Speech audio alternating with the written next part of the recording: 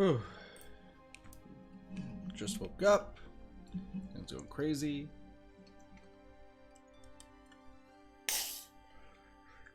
Ow. What's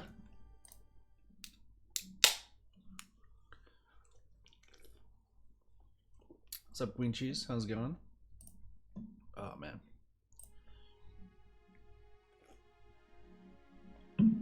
What's up, Travis? Ooh, spelling errors? Close enough. And Travis, if you're about to ask what I think you're about to ask, because what time is it for me? It's 11:30 in the morning.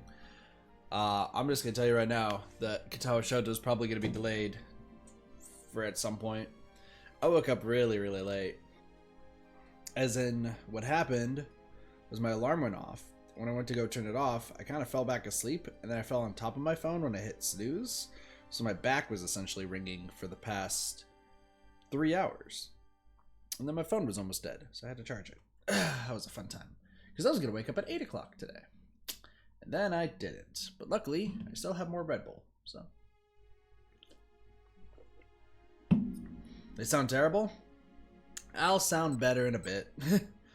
What, Rizzolo? How's it going? Sleep isn't bad. I just have so much I gotta do. I feel bad because, like, I've yet to get Highlights 9 out. I've been working my ass off to try to get it out. And I want to spend time today to get it out. Which I'll have time after probably like a 2-3 hour cast stream, so yeah.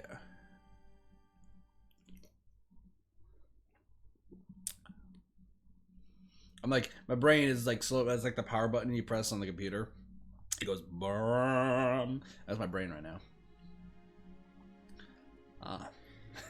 Alright, so let's jump back into 428.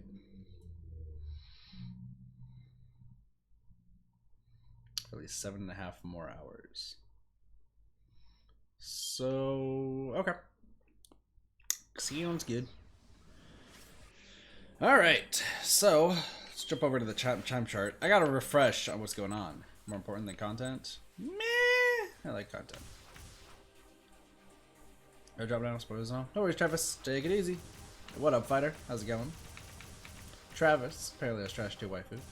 Alright, so just to bring you guys up to speed is what we have going on, just like a little brief summary. Maria's about to be shot by the man with the cane. Achi and Hitomi met with Canon, and Canon's going to tell them who the mastermind is, so we're probably going to start with them, to be honest.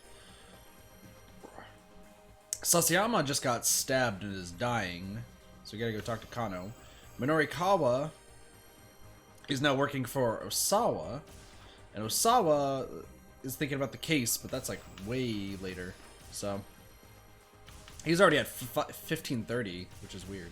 So we'll start off with Achi and Hitomi as we speak to Canon about the mastermind. So let's see what we got. I love the contrast in all three of their outfits. Canon led them into a narrow back alley. The moment she stopped, Hitomi spoke up. Members of SOS don't come by here very much. Word has it that in this place around 10 years ago, one man beat the crap out of 7 street toughs in a blink of an eye, all by himself. Over time, people have offered various theories, that he was an assassin, that he was some foreign soldier, even that he might have been a ghost. And to this day, the urban legend lives on. Why was my sister kidnapped? Yeah, there's a lot, Rizzola, there's a lot. Before I answer that, there's something I need to tell you, Canon said. Her tone was cold and sharp. I've come to Japan because I'm on a mission. I'm not at liberty to discuss all the details. Oh, alright. Hitomi gave a slight nod. To answer your question, Maria was kidnapped by mistake. Ooh, well that's not good. What? Hitomi gasped. But why? Because this kidnapper isn't after Maria. They're after you. And that's because Hitomi has the thingamadoo, the antidote to the UA virus inside of her. Who's after me?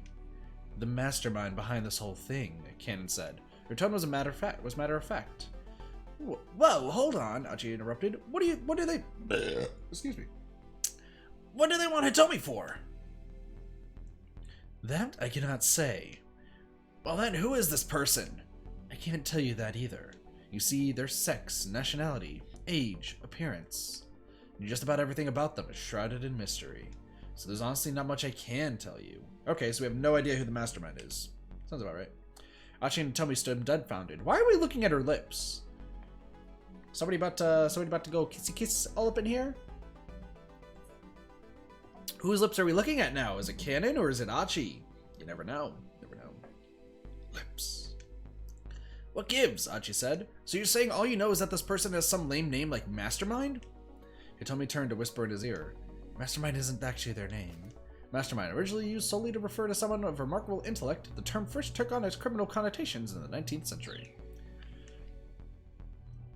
I'm here, Canon spat, because I'm looking for revenge. Revenge? Hitomi asked. What for? This person also killed my friend. Whoa! Megamind, lol. Your friend? Who is your friend? Canon's inscrutable eyes flashed with a threatening gleam.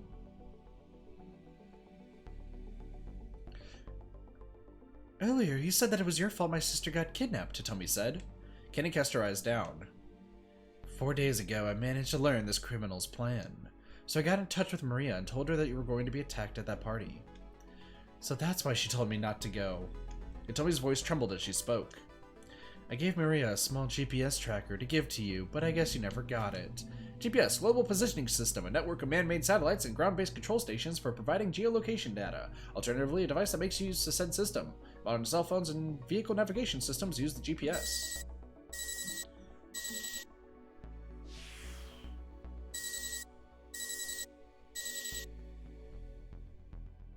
GPS is really cool. I feel like we take for granted GPS a lot more. We take GPS usage for granted because like it's always on your phone, right? It's always in like there's always these different systems that you can put in your car for GPS, and like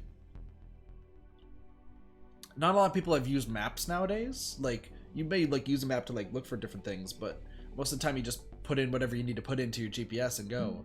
I remember when like my parents would drive to theme parks and such, then print out everything in a MapQuest, right? And like I don't know how many people have read like a map and tried to like discern a way to go using a map. It's actually really, really difficult in a car. If you're actually on foot, fun fact, it's actually really easy if you use a map. I got to use a map when we were like going through a forest when I was younger, before I found out that forests can kill me. We got to use a map to try to traverse through a forest, and it actually like was really easy to follow, and you know wasn't super confusing. But when you're in a car, it's like you have to be quick about it, and if you miss something, you're screwed. So Hitomi shook her head. I see. She must still have it then. Wait, so then my sister... The color drained from Hitomi's face as she understood. Yes, Kano replied. Maria acted as a decoy and let herself get kidnapped in your stead. Hitomi swayed on her feet, shocked to the verge of fainting. And Achi hurriedly reached out and caught her in her arms. In his arms. I just died in your arms tonight. Must have been something you said. But wait, he said to Canon as he held Hitomi up. I don't get that either. Why didn't neither of them go? Then nobody would have been kidnapped, right? I mean, why'd her sister need to go and act as a decoy? Canon let out a tiny sigh. If she hadn't gone to the party, the kidnappers would have just found some other opportunity to come after her.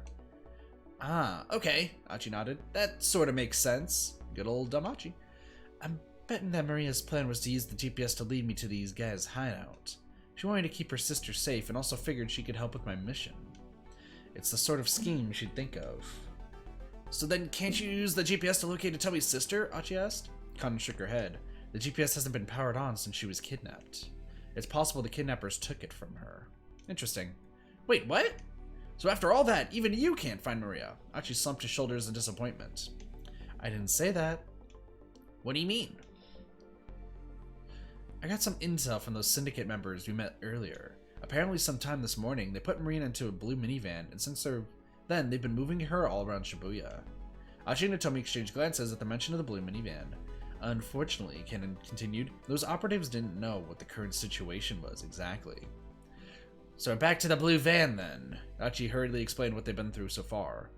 He mentioned how they'd first seen the blue van when the kidnappers had told Hitomi to find it. He also described how first the man with the cane and then a host of others had come after them. He got a little sidetracked here and there, but Cannon quietly listened to the end.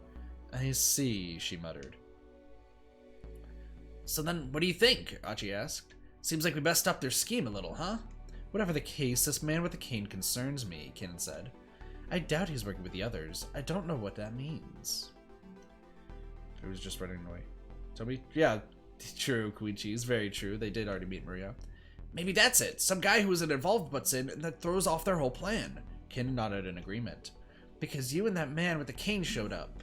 Because you and that man with the cane showed up, she said. They couldn't leave the minivan where it was. They took a sensible precaution. But then, if you think about it, isn't this an opportunity for us to turn the tables on Mr. Mastermind? Cannon flashed him a faint speculative smile. I wonder about that. Oh, come on, Achi grumbled. You're such a buzzkill. Any well-made plan has a good, solid outline. Which means that even after it has come to fruition, it's easy to trace things back to the planner. Real quick.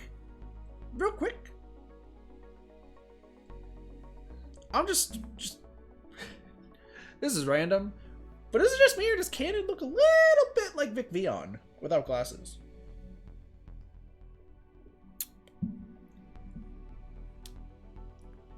Let's just say Vic Vion is an assassin. Is that how that works?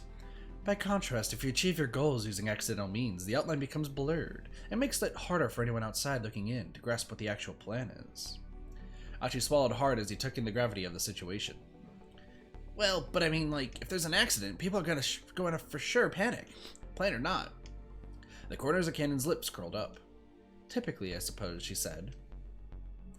But the people who are after Hitomi, not only have they put together a perfect plan, they purposely left certain tiny holes in it. And so we can't even figure out who they are. The outline of the plan is always too blurry. Achi had no response to that. It was like he was hearing about some completely different world beyond the one he knew. If what Cannon had said was true, he'd been dealing with opponents that were on a level way above his own. In any event, since these people are after you, it'd be best if you didn't wander around town anymore, Cannon told him. By now Hitomi had recovered. She stood up straight and shook her head. No, I'm going to find that blue minivan. My sister is in danger because of me. I can't abandon her just to save myself. Yeah, that's right. Achi patted Hitomi on the back. And if that's what you're gonna do, then I don't care who we're up against. I'm with you in this until the end. Heck, it's too late for me to back out now. That ship has already failed. But another ship is still here, and I know where I'll want it. Hitomi giggled despite herself. It's already sailed, Achi. Yeah! Cannon let out another little sigh. Alright, just make sure you're extra careful, she said. You can't count on getting bailed out of trouble like you have before. I understand, Hitomi said. Her eyes showed no trace of doubt or fear. Cannon gave her a slight nod and quickly disappeared down the alleyway. Right then, Achi said. Want to get back to looking for that minivan? Then he stopped, remembering their previous efforts. If they just heedlessly wandered around town, they'd probably end up in the same trouble they'd encountered before. They get chased by the man with the cane or by the kidnappers, and their search would be interrupted yet again. What should they do then? There had to be a better way. Achi happened to glance upward and caught sight of a surveillance camera installed on one of the streetlights. Hey, nice punny. How's it going? That's it! Yeah, I can't believe I didn't think of it before. Hitomi peered at him, startled by this sudden shouting. We just need to use my old man's surveillance cameras and this'll be a breeze. Yeah, that'd been a smart idea. Achi took Hitomi by the hand and started running. His destination, the security camera monitoring room in Dogenzaka. GG, bunny.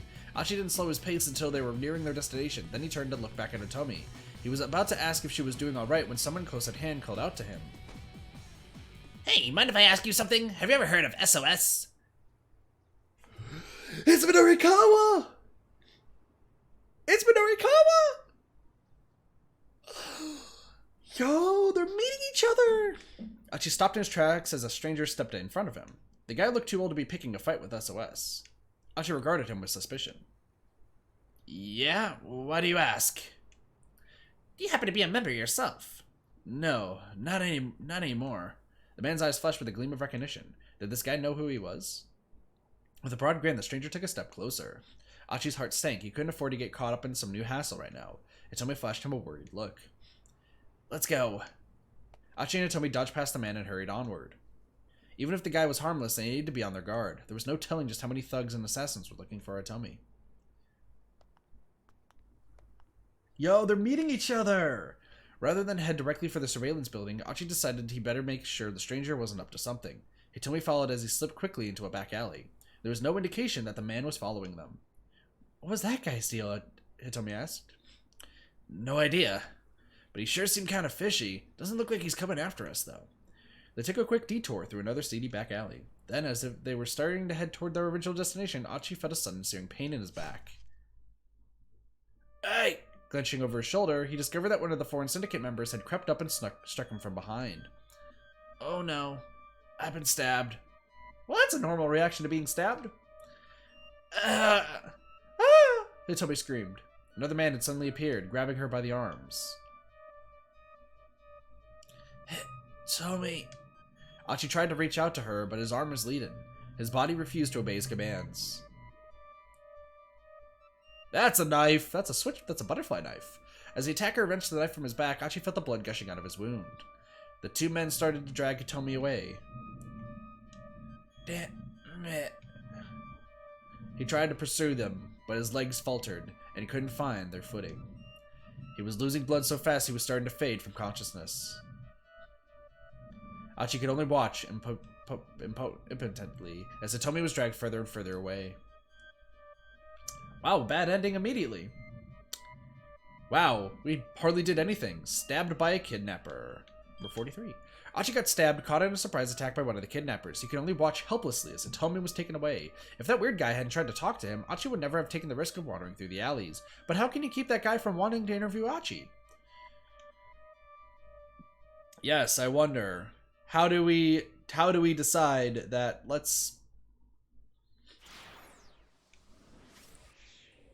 Well, of course. Wow, that was only 5 minutes. All right, so let's go Minorikawa. We'll still stop them so that way we can see if there's anything else. But real quick though, before I read that, also does he have a Pokeball bag? I feel like he has like one of those Pokeball bags.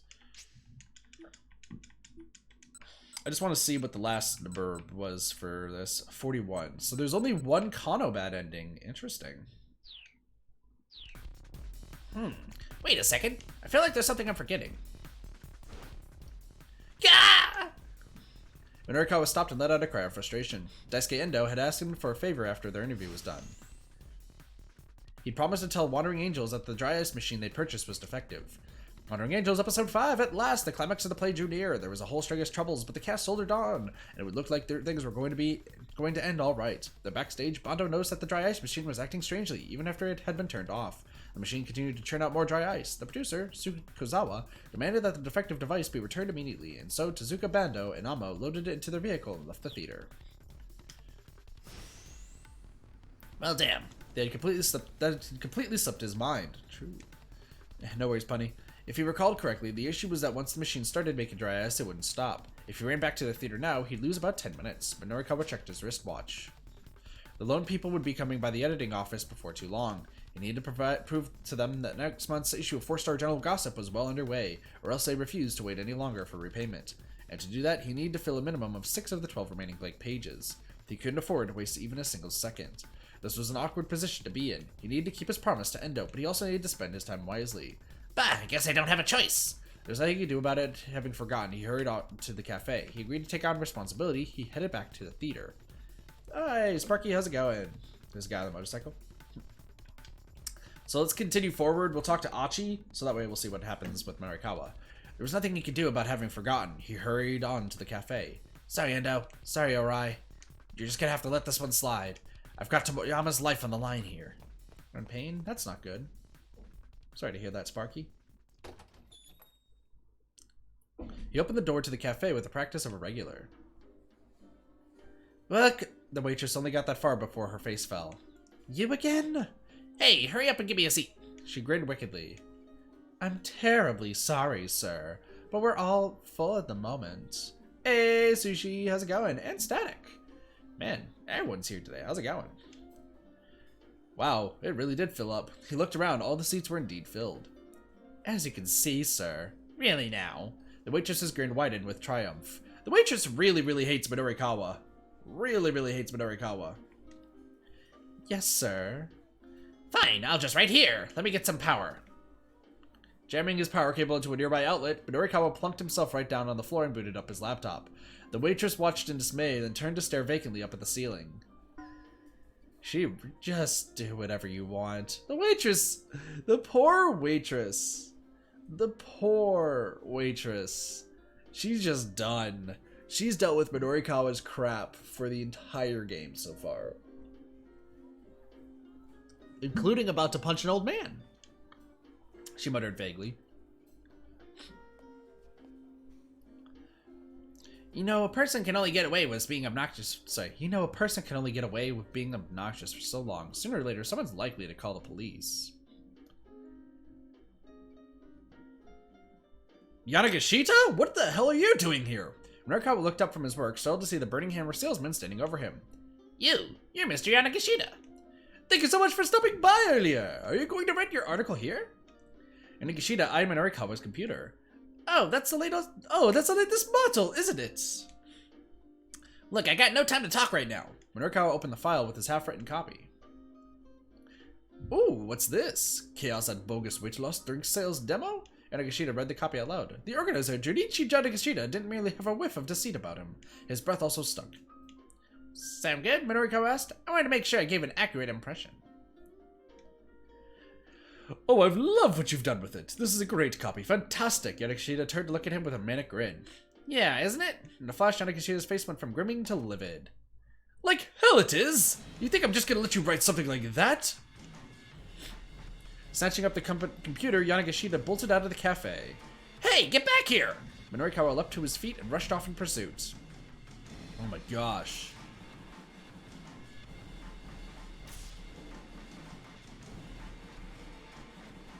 They're just chasing each other. As he sprinted madly along, Yanagishita turned down a narrow alley. Minorikawa stayed close behind, desperate not to lose sight of him. His quarry began to weave his way through the back alleys of Shibuya. This guy clearly knew his way around town. By Miyashita Park, they zipped up onto a pedestrian village. Hey, Saga, how's it going? No worries.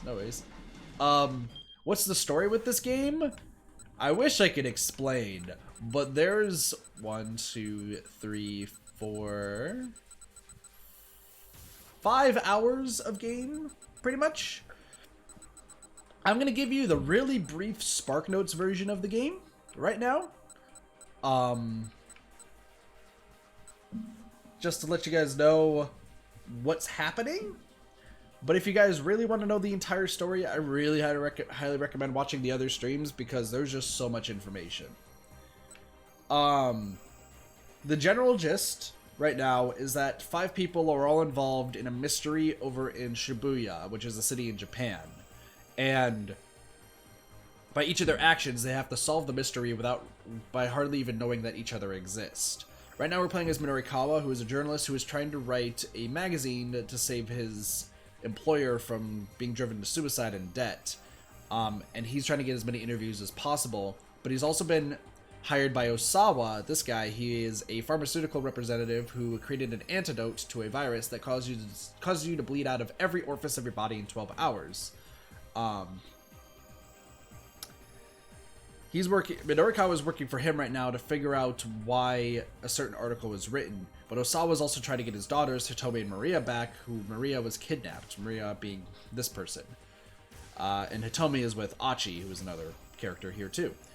Osawa, though, found out that his assistant is a traitor and is trying to kill both of his daughters, and Osawa's really upset about that.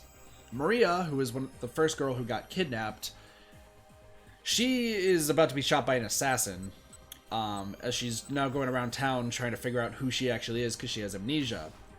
Achi and Hitomi being the other sister of Maria and Osawa's other daughter, is with Achi, who is trying to figure out why she's being chased and why she's important over Maria. And then we have Kano, who is a detective whose partner just got stabbed, and he's trying to solve the case of Maria, Hitomi, Osawa, while also being aware that Minorikawa is running around trying to get interviews. That's really the Spark Notes version of this.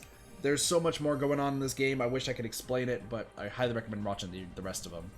And I'm going to be making a video after the streams are done, hopefully. I'm bad at videos at this point. Explaining everybody's specific timeline before any of the choices. But yeah, choices you make in one timeline can affect another.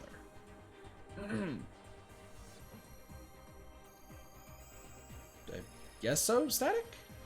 Also, Sushi put sushi in Static's fridge? What? Lucky. But by Miyashita Park, they zipped up onto a pedestrian bridge. Just where the heck was this idiot going? Halfway across the overpass, Yanagashita suddenly stopped. Confused, Minorikawa stopped as well. "Give that back," he called. The next moment, Yanagashita flashed a mocking grin and dangled the laptop over the railing. Uh-oh, Minorikawa lunged towards him, but it was already too late.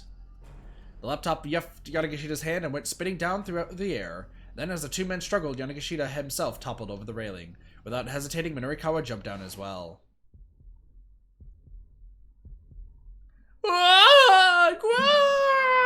What, this guy's afro? It's pretty awesome. Also, what up, Justin? Also, they both just jumped off a bridge. I think everyone's dead. Well, that's unfortunate. Wow, Minorikawa landed hard. As he struggled to regain his breath, he looked around and saw Yanagashita beside him. Incredibly, the laptop was safe in the charlatan's grasp. Apparently, he somehow managed to catch it in midair. Damn. Before Minorikawa could go to relieve, however, Yanagashita got to his feet and took off running again. "Get back here, you little weasel!" "I don't think so!" This Yanagashita guy is infuriating. That, and he was really fast. Minorikawa considered himself a decent runner, but he couldn't manage to gain on Yanagashita. If running away was a competitive sport, the guy would be a world-class superstar. As he ran along, a peculiar thought occurred to him. Hold on a minute. If he hates my copy that much, shouldn't he have wanted my computer to break? Why'd he go out of his way to catch it like that? It made no sense at all. "Hey," Minorikawa shouted between gasping breaths. "What are you planning to do with my laptop?" Yanagashita glanced back at him. "Gonna sell it. Sorry about this." "What?" Minorikawa was taken aback. "Consider it compensation for defamation of character.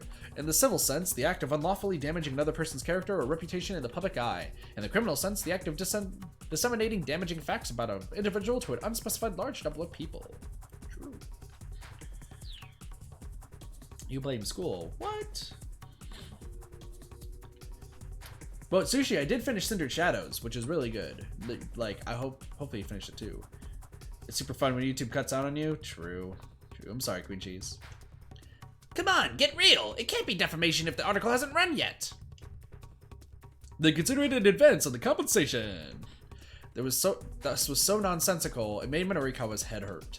But now at least he knew why Yanagashita had dived after the computer. The thief continued to weave his way through the side streets. His speed didn't diminish in the slightest. Damn it, this guy has too much experience running away. Yeah, pontificate is a wonderful word. It's a great word. Minorikawa's stamina began to fade, and finally he lost sight of his quarry. But that didn't mean he was ready to give up the search. There were articles on the computer that were right on the verge of completion. Whatever it took, he had to get it back. Yanagashita had said he was going to sell it. Where could he have been headed then? Probably he was headed to the sales demo venue. He was headed to a knick-knack shop. Probably he was heading to Endo Electronics. Willing to pontificate? Nice. So he's probably heading to a knick-knack shop, and we're going to head to Endo Electronics. Probably he was headed to Endo Electronics. It was the only local place he could think of that might buy a secondhand computer. Damn, the guy had led him on a wild goose chase. Oh, it's all good, Sparky. Minorikawa started running toward Dogonzaka. As he approached the scramble outside the station, he caught sight of a skinny figure disappearing into a throng along Center Guy. A suit with deep bluish stripes. There was only one man he knew dressed like that. But why was he heading down Center Guy and not toward Dogonzaka? Oh, now he remembered. There was a secondhand knick-knack shop near where the Burning Hammer demo had been held. He recalled seeing a poster out front that read, "We buy computers at top prices." That had to be it. That's where Yanagashita was planning on selling his laptop. Changing directions, Minorikawa darted down Center Guy. "Hey, Cass, how's it going?" "There you are, Yanagashita!" Minorikawa burst into the shop on Center Guy, an accusing finger pointing squarely at the thief. "Listen, there's no way I'm buying a computer that doesn't have a power cable." Oh, it's this guy. Listen, there's no way of buying a computer that doesn't have a power cable. Details, details. All you sell here is junk anyway. Yanagashita and a shopkeeper had gotten into an argument. Minorikawa recognized the shopkeeper. It was the guy he'd run into on the roadside earlier. That computer belongs to me, Minorikawa shouted as he marched up to them. Give it back. Yanagashita clutched the laptop to his chest. No, I need the money.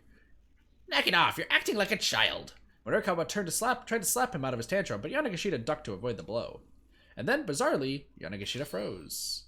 A fierce gleam came to his eyes. Is he a vampire? Why does he have blood red eyes?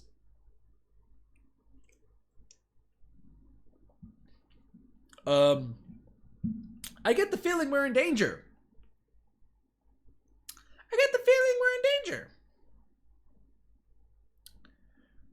There's apparently this Afro guy, he's going Super Saiyan.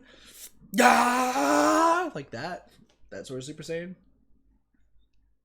Also, my head is like sideways, but whatever. That. He broke into an incomprehensible stammer. That's it! Then Yanagashita snatched up a flyer that his gaze had fixed on. Ein stomach, huh? This is right here is my little bluebird of happiness, he cried. You know what? You can have this! And Yanagashita shoved the laptop into Minorikawa's arms. Ha ha ha! And welcome to it, you idiots!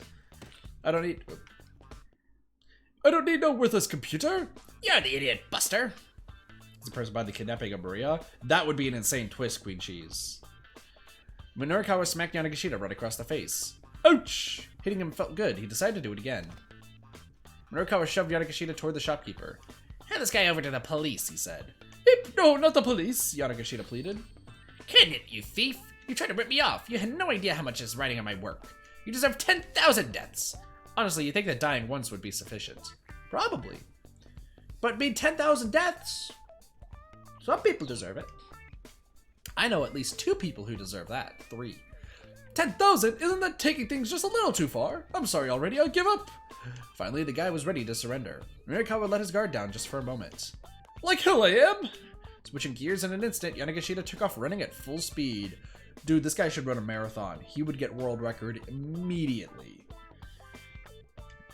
This again. Get back here, you bastard! Minorikawa was already in pursuit.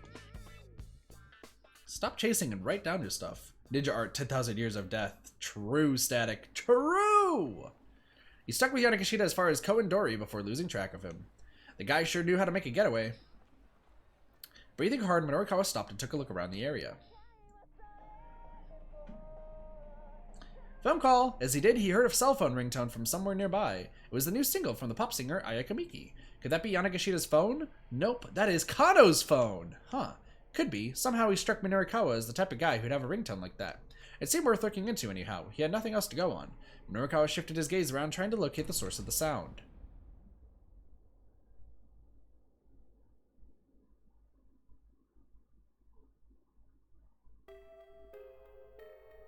Suddenly, a massive fiery blast knocked him from his feet.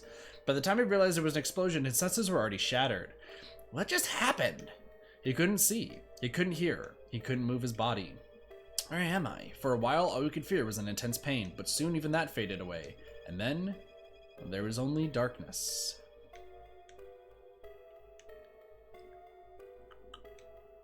There is one person in chat who might remember what that was. An unexpected explosion. Chasing Yanagashita led Minorikawa to the wrong place at exactly the wrong time. This wouldn't have happened if Yanagashita hadn't run where he did. If the MMA fighter Miku Morita comes into the knickknack shop, she'll interrupt their argument, and things might turn out differently. There's Bakugo. No, it wasn't Bakugo. So, I believe, and Queen Cheese, you might remember this. You may or may not remember this. You forget? Okay.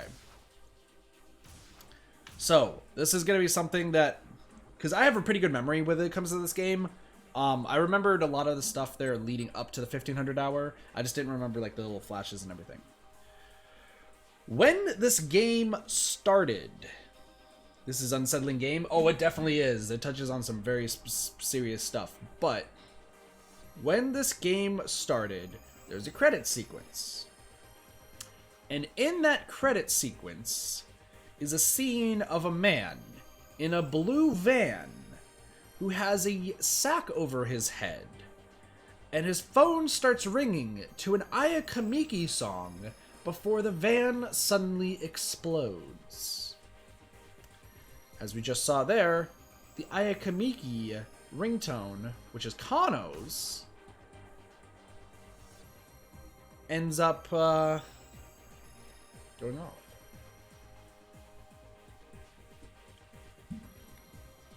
Which means that the person in the van that explodes is Kano. So let's go to Sasayama's stabbing.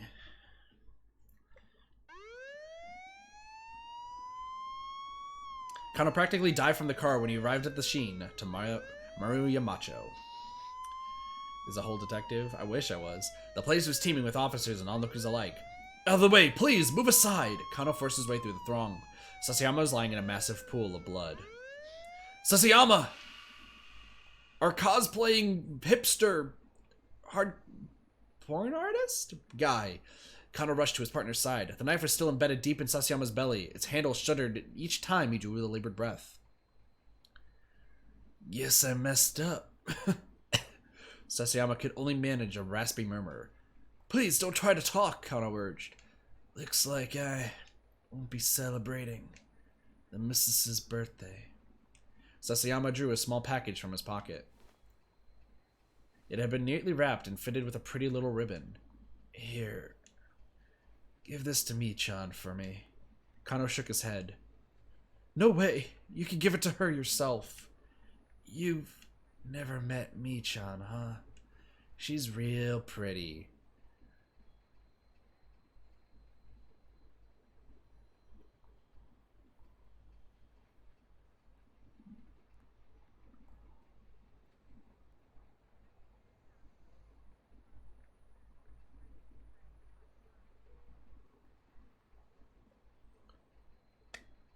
Caitlin, you missed Et's Yonagashita earlier. Welcome to the stream.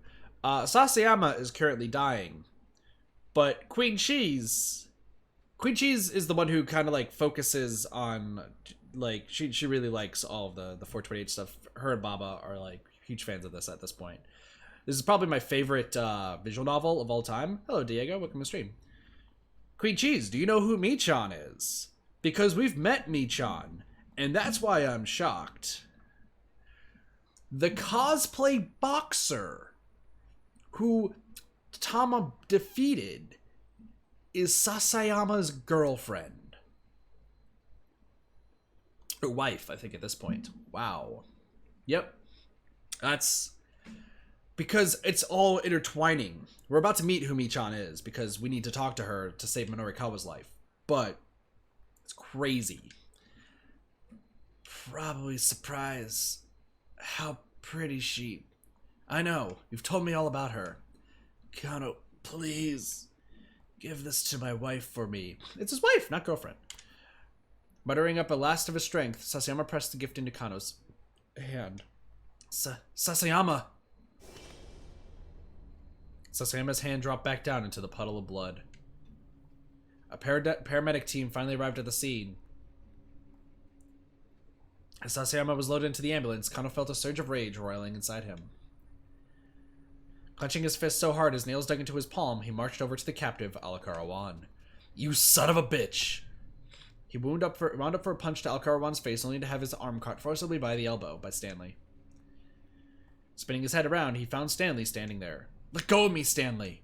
But the American had a grip of steel, and Kano's arm wouldn't budge. They allow you to assault suspects here in Japan, do they? Kano bit his lip and then lowered his shaking fist. No, of course not, he growled. Puppy in the game? No, it's all good, Saga. It's all good. It's all good, Queen Cheese. Well, hopefully the paramedics can save him. Alkarawan let out a nasal chuckle as he watched the pair. With a cold glare, Stanley strolled over to him.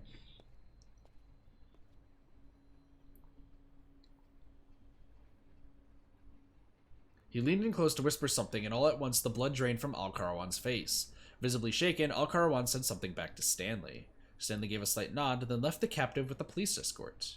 Kano went over to him. Hey, what was that all about? Apparently, Alkarawan gave Hitomi some instructions. told her to get into a blue minivan that was parked along Dogonzaka.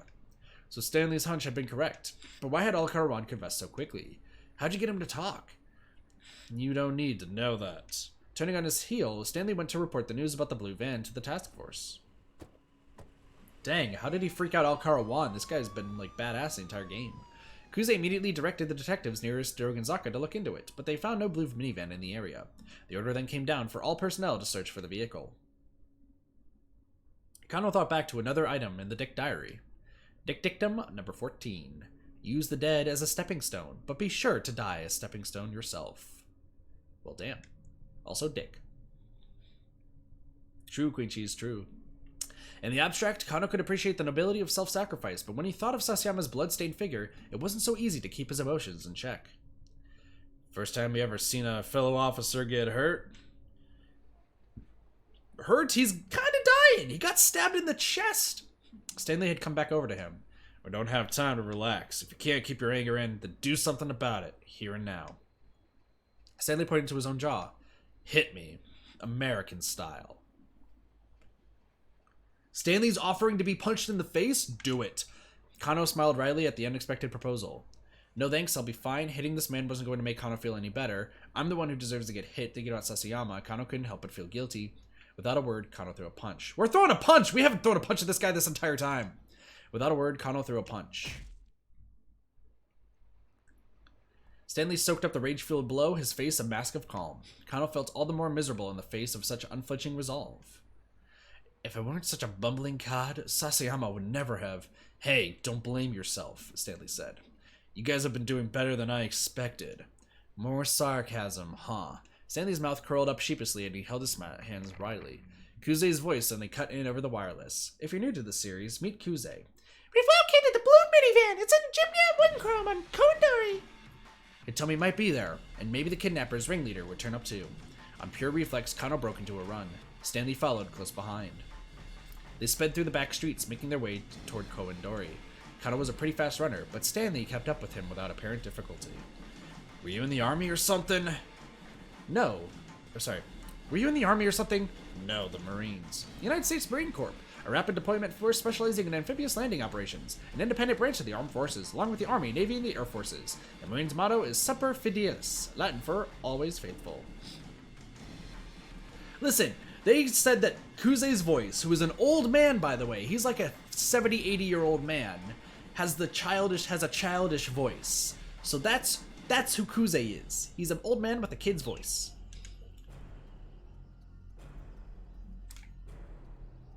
Somebody vacuuming right now? What the hell? It wasn't much further to Kondori. Kano, if we find that van, don't get too close, Stanley warned. It could be a trap. These people will do anything to carry out their goals. Anything, huh? Including killing Sasayama. Kano could sense the truth of Stanley's words. He reminded himself that his life could depend on remembering them. He raised his eyes. They were coming up on Kondori. Suddenly, a boom as loud as cannon fire shook the area. Something's wrong, Kano thought. That's no ordinary city noise. A column of black smoke rose up from between two nearby buildings. That's not Kano? But Kano has that ringtone. Passerby stopped and stared, gasping in alarm.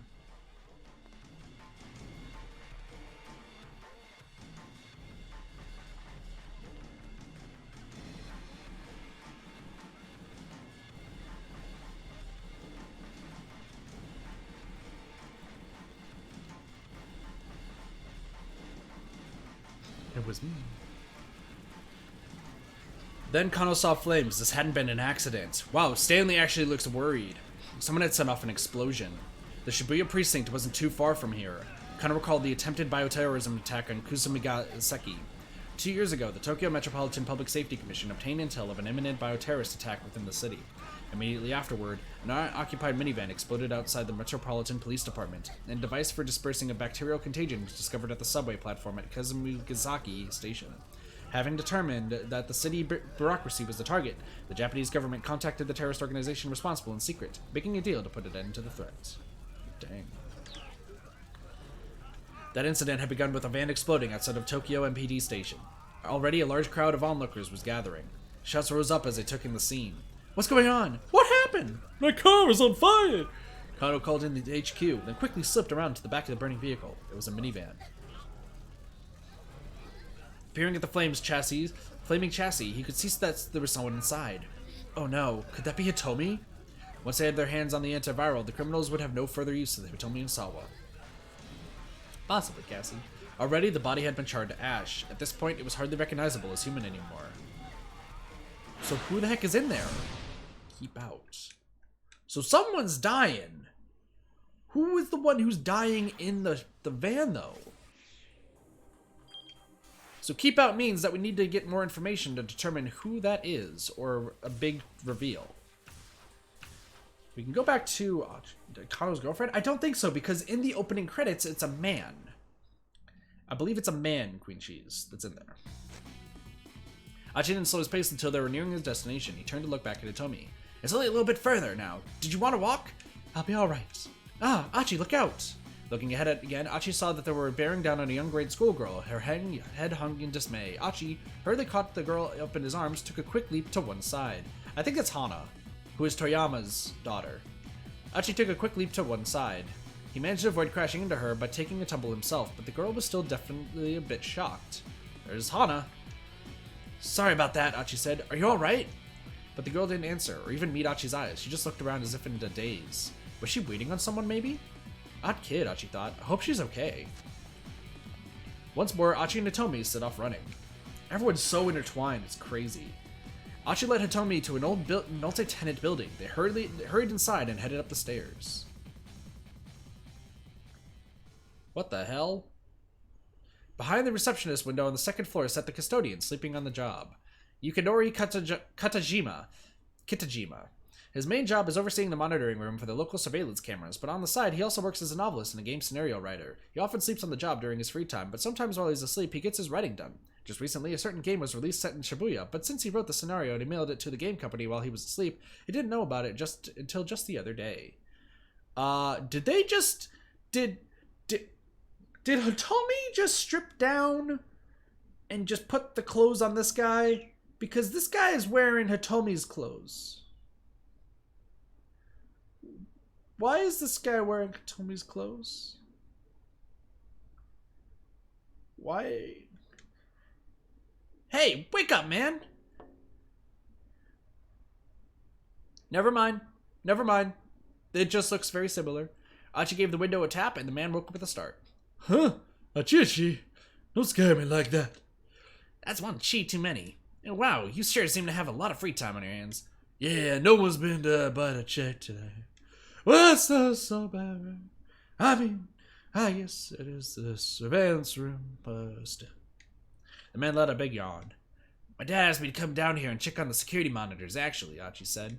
Sorry to bother you when you're busy. Sorry to bother you when you're busy, Hitomi added with a polite bow. Huh? Who are you? You with, Shishi? I'm Hitomi Osawa. It's nice to meet you. Oh ho ho. What? You're Shishi's girlfriend? Again, too many cheese there, and that's none of your business. Just let me have the key. Hoping his blush wasn't too obvious, Achi mimed unlocking a door. You won't answer a simple question, and you want me to hand over the key. Yes, I'm his girlfriend, Hitomi said. We just started dating.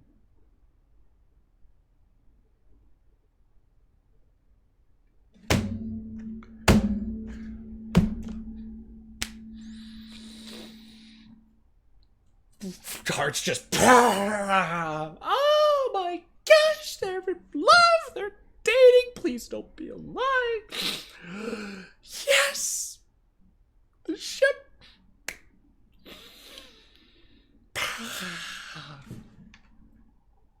Just hearts, just all of the hearts are just attacking me right now. Just like, oh man. Chat, are we all happy? Hitomi and Achi are dating. Let's go! So I'm sure I'll be seeing more of you, sir. She flashed a winning smile.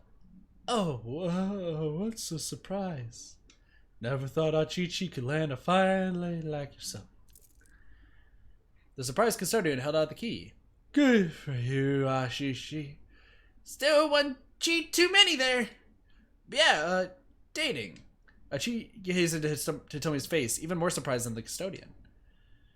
The key dangled, swaying to and fro like a pendulum between Achi and the man behind the counter.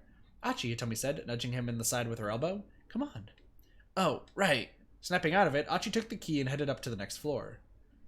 Please don't be a bait. Please don't bait. Please don't bait. Achi's so happy. I'm sorry, Hitomi said as they entered the monitoring room, for just saying we were dating like that. I mean, it was a pretty clumsy lie.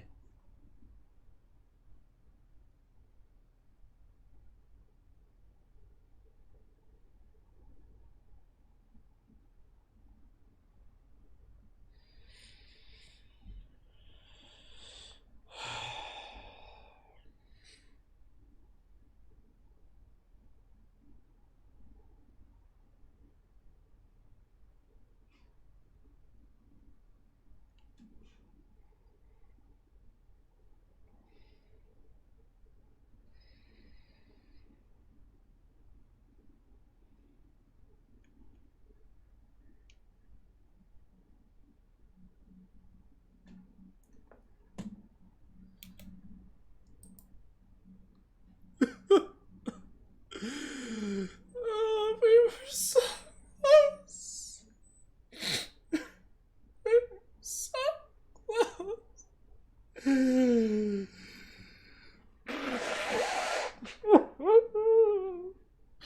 We were so close.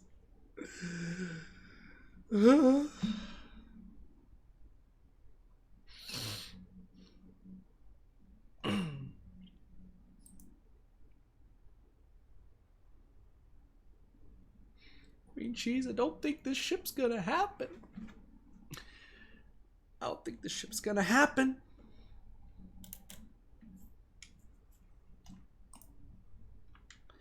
No, it was just kind of sudden, is all. I was just a bit jittery, I guess. Achi felt his cheeks color again. I mean, I figured I had to say something or he wasn't going to cooperate, Hitomi said. She looked a little embarrassed herself. I'm sorry, I didn't mean to make things weird. No, Achi said. No, it wasn't weird at all. Actually, it was kind of... He stopped himself there. Now wasn't the time for that sort of conversation. They needed to find that blue minivan. I'm upset.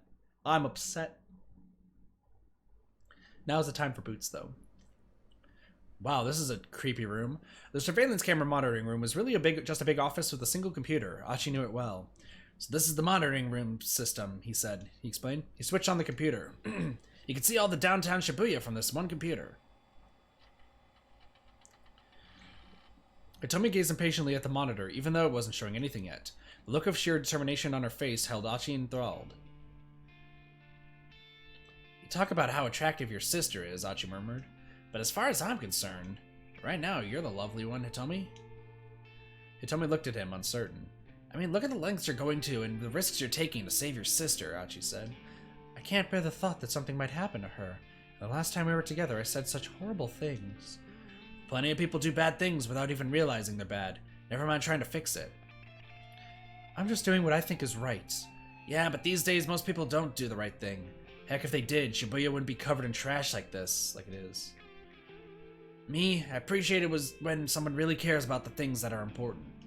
Doing the right thing is a matter of course. That's very attractive. Achi blushed as he said it, and Hitomi shyly looked away. I think the system is ready. Turning the computer, Achi hastily changed the subject. Oh, you know what, Queen Cheese, that's reminding me. So, have we been going for about an hour now? Yeah, it totally is. Okay, so there has been a issue, just little asterisks here real quick before I go back to the game. YouTube has stated that there has been an issue that they discovered on the 20th, where after every 30 minutes of viewing consecutively, the stream may cut out for people, and like the stream may like seemingly stop for some people. And the only way to really do that to fix it is just to refresh. So moving forward, if you're watching any streamers' streams or anything like that, it's not like their internet's being crap or like something like that. It's a YouTube issue, and they just sent all of us creators kind of a little warning about that. I saw it yesterday when I was streaming Dead by Daylight, because there was a little like thing on the side that was like February 20th cut out after like similar to 30 minutes. So just be on the lookout for something like that. Yeah, that problem happened to Go Live Stream. Yeah, it's something that they They found it 2 days ago. Or is it 3 days ago now? 2 days ago. So they found that 2 days ago. I figured I'd give you guys a little bit of heads up though, because this is not just something that's happened on my channel. It's happening on like every stream. So they're looking into it, from what I understand. Just be aware of it. This thing's so simple, even I know how to use it. Clicking on the mouse, he brought up a row of 4 windows on the monitor. Each window showed a different view of the Shibuya cityscape. The image quality is not great, but that's because it's being updated on a 2-second delay, I guess. Achi tapped on the keyboard, bringing up shots of different locations. He clicked on one of them in order to enlarge the image. Maybe we really can find that minivan with this. Oh, we're about to watch the minivan explode. Hitomi was practically glued to the screen. My dad was the one who designed the security system. Your dad must be pretty amazing. Well, he graduated top of his class at Tokyo Denko University, a prestigious national university founded over a century ago. Applicants who place highly on the entrance exam can receive a full scholarship. Achi's father was one such attendee. The school has supported extensive research into artificial intelligence and recently announced an AI program known as Body. While the computer is asleep, different personalities emerge, which have an impact on various normal thought processes, forming a network of more human-like thought patterns as a result. Is somebody a robot in this game? Need a sheeple shirt. I mean, if I get to Caitlin, if the channel like gets pretty big, then sure, I guess. He always said he could have a career in computer engineering, but he took over the electronics shop so that he could marry my mother instead. That's such a sweet story. Do they run the store together then? Achi shook his head. No, my mother died when I was 4. Here's the thing, with sheeple, like, right now, I'm still just using the Catherine sheeple kind of as, like, the mascot itself. But over time, I do want to change sheeple's design, so that way it's not similar to the Catherine design at all. But we'll see as time goes on.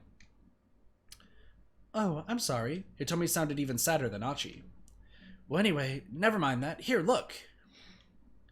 There's Minorikawa and Yanagashita running.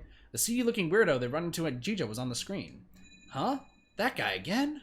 Said weirdo was running all out, a laptop computer under one arm. He was being chased by men in a long coat. That guy sure gets chased around a lot, huh? Achi said. When the weirdo slipped out of view, Achi switched to another camera.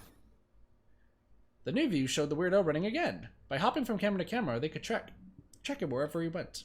So long as we have these cameras, Achi said, this guy has nowhere to run. Nowhere to run, huh? The moment he said those words, they struck an odd chord in his mind. He remembered their repeated run-ins with the man with the cane, how the assassin had seemed always to know where to find them. Achi, please, Hitomi urged. Stop messing around and let's look for the minivan. Sorry, there's just something I'm curious about. Achi continued to track the seedy-looking man. Alright, my bad. Achi switched over to a different camera. Let's check this. There's something curious about. Sorry, there's just something I'm curious about. Achi continued to track the seedy-looking man. The weirdo rushed into a knick-knack shop at Center Guy. Soon after, the man with the coat appeared and followed him into the shop. Aha, looks like he snatched that guy's computer. Still, they remained glued to the monitor. Oh, that's me. That's me. Hitomi took out her cell phone. It's an email from Mr. Tanaka. Ah, okay. Yeah, it was about time for my mood to take a dip, Achi thought. It's Hitomi's phone? What? Hitomi blurted. She looked up from her phone. Achi, Mr. Tanaka found the minivan. He what? What does he say? Read it to me. Okay. I ran after it, but we wound up losing sight of it. It was heading towards Jinan. That's what he says. What about your sister? So we go from Achi to Maria, but there's nothing we could do there. Was she inside? He doesn't say. Achi switched over to an array of surveillance cameras near Jinyan. The few seconds the transition took felt agonizingly slow. Finally, 4 new images popped up. Achi quickly enlarged one of them. Ah! Hitomi let out a tiny gasp. There it is. There on the monitor was the blue minivan. There was no doubt about it. But isn't it about to explode? Achi and Hitomi rushed from the building, speeding toward Jinyan in an all-out run. Run, Achi! Run, Hitomi! Run, other guy! Who's looking for Miku? Who's looking for Miku? Minorikawa is. Interesting. Neither spoke. They simply dashed along in the silence. Run, other guy! Yeah! Achi felt as if they'd been running a marathon, and the finish line had finally come into view. They hooked a left at the station and darted past the Cebu department store. Ah! Achi pointed as it came to a stop. The blue minivan was still there, parked by the curb along the slight, hilly incline. Leaving Achi behind, Hitomi started rushing up this hill. Alarm bells started going off in Achi's mind. Someone from the kidnapping crew was in that van. It was dangerous to approach carelessly. Stay back, don't get too close. Hitomi, wait! Hitomi, wait! Achi shouted. But she didn't appear to hear his cries. The hope of rescuing her sister had driven all else from her mind. Achi started to run after her. Hitomi had reached the vehicle already. She brought her face close to one of its windows, but the tinted glass obscured the view inside. Hitomi circled around the minivan's other side. Achi saw her grasping at the door. She slipped out of his view for just a moment.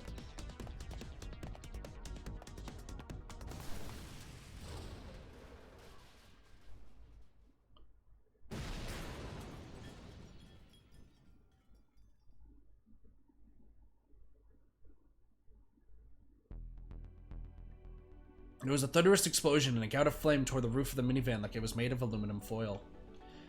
Hitomi! Horrified, Achi charged through rolling smoke, searching for Hitomi. He saw two figures sprawled on the street, several meters from the van. Hitomi and Cannon. Cannon! Cannon for the save! Let's go! Hitomi, wake up! Achi cradled her in his arms, and her eyes drifted open faintly. Are you okay? Are you hurt? Hitomi didn't appear to understand him. Her only response was a blank, dazed look. There was a small patch of red on her face. Achi wiped it gently away with a finger. He saw no further signs of bleeding. She must have been splattered by someone else's blood then. As far as he could tell, she hadn't been gravely injured. Achi let out a sigh of relief. Hitomi, is she alright? Cannon stirred on the ground. Her clothes were scorched in places, and she was bleeding from her head. Cannon, did you save her? Is she alright? Yeah, what about her sister? Cannon didn't respond. No, it can't be. Achi went to look inside the van. Amidst the smoke and the flames, he could make out the outline of a body. What happened here? Achi had to look away. Get Hitomi out of here. Hurry. If those guys show back up, Cannon's face twisted up with pain. Alright. Thanks, Vic Beyond. Achi settled Hitomi carefully in his arms. Wait, I need to tell you something. Cannon's pain gasp called him back. Alfarad. Or Alfard. Alfard? Why Alfard? Why? I keep seeing this name pop up everywhere. Why?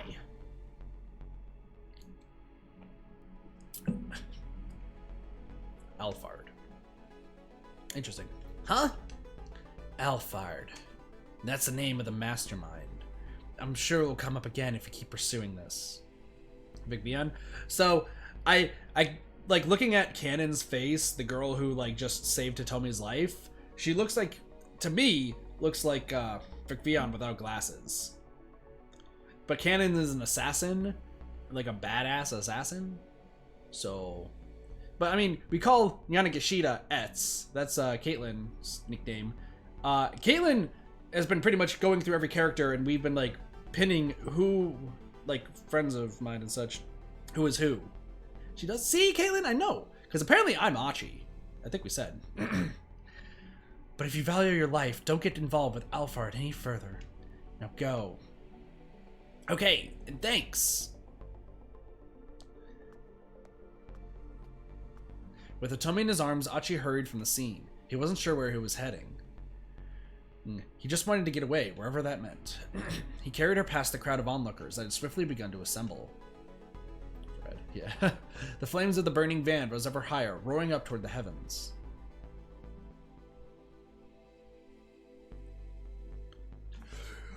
Yo, we finished Achi's story! Holy crap, that was quick! I can't believe we just finished Achi's story for the hour. That was fast. We might be able to get through this entire hour just in one stream.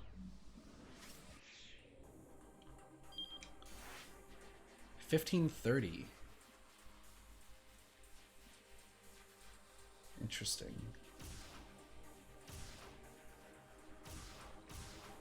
Let's go to Maria then. Actually, yeah, let's go to Maria. The man with the cane. But wait, then who's the Hitomi to my Achi? I'm confused. Who's the man with the cane, the assassin that's been chasing Hitomi and Achi? Wait, hold on. Is my name Hitomi Osawa? At my shout, the man with the cane hesitates, his finger on the trigger. What do you mean by that? The barrel of the gun is still aimed squarely at my head. I mean, exactly what I said. Is my name is Hitomi and Osawa. I don't know who I am. You're trying to play games with me. I'm not playing with anyone, I swear. I'm utterly desperate now. Getting killed is one thing, but who wants to die without even knowing who they are? Tell me, am I Hitomi Osawa or not? The man gives me a good hard look. Damn it, I wonder. He continues to study me along the barrel of the gun. Tell me what you know. It's an order, not a request. What I know about what? Look, I have amnesia. I quickly surmise what's happened to me since I woke up in that storehouse. The man listens intently, never taking his eyes off me. Ah, I see. So that's what's going on then. So this is Tateno, if I understand correctly. Once I'm done with my story, the man with the cane sits down on an empty soda crate. Seems he believes me at any rate. That's a relief, if nothing else. So then, am I Hitomi Osawa? No. Then who is Hitomi Osawa? Is she someone who looks like me? Shut your mouth, the man spits. Just be quiet. His expression is vacant. What am I going to do? He mutters to himself. If I'm not Hitomi Osawa, does that mean you don't have any business with me? Seems so. In that case, can I go? The assassin doesn't answer. He lets his pistol hang limp in his hand, the muzzle dropping to point at the ground. It doesn't look like he wants to kill me anymore, but it doesn't look like he'll just let me go quietly either. I remain motionless, waiting for an opportunity to run away. I need to do something about that gun he has, and then make a run for it. It's just remain motionless. I remain motionless, waiting for an opportunity to run away. I might not make it in time, the man murmurs to himself under his breath. Not make it in time for what? I'm curious now, but this is hardly the time or place to try to find out more. I've learned for certain that I'm not Hitomi Osawa, which basically tells me nothing. I'm right back to square one on figuring out who I am. But the audience knows that's Maria Osawa. The assassin has gone quiet, sitting on a pile of crates. He seems lost in thought. Still, I don't dare try to get away. All I can do is stand and wait and mull over my own situation. Just who am I? I ask myself again and again. I am...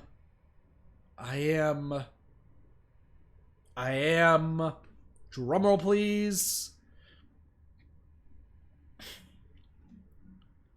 No, I have no business with you. The man finally says. Go. Don't worry, I won't follow you. I wonder if I can believe him. Maybe he's just trying to get me off my guard so he can shoot me in the back. Do not go to the police or go back home, he continues. Lay low by yourself somewhere for a while. How long is a while? Until around sundown. This should all be over by then. It'll all be over? I have no idea what it is, but I decide not to pry in case he decides to change his mind. Okay, I'm going to run away now. Sure. I take a slow step backward. I'm starting to turn away when he speaks up again. Before you go, I need to tell you one more thing. What's that? When you get your memories back, I'm sure you're going to hate me. And so I apologize in advance. Huh? Of course, I have no idea what he's talking about, but it makes me even more uneasy. I truly am sorry. I've got no response for that, so I just give the man one last look before I turn and run. What is Tateno doing? I'm so confused. I decide to look for some place to hide out for a while, as the gunman suggested. But since I don't really know my left from my right in this town, it's easier said than done. Before I realize it, I've made my way back to the knick-knack shop where I bought the necklace. Maybe I could hide out in here. As I contemplate that possibility, I hear an all too familiar voice. Tama, Tama, Tama, Tama! There's Mr. Yanagishita on the floor on the shop. He's been tied up with some rope. Why? Wait! What? Why are you on the ground with some rope?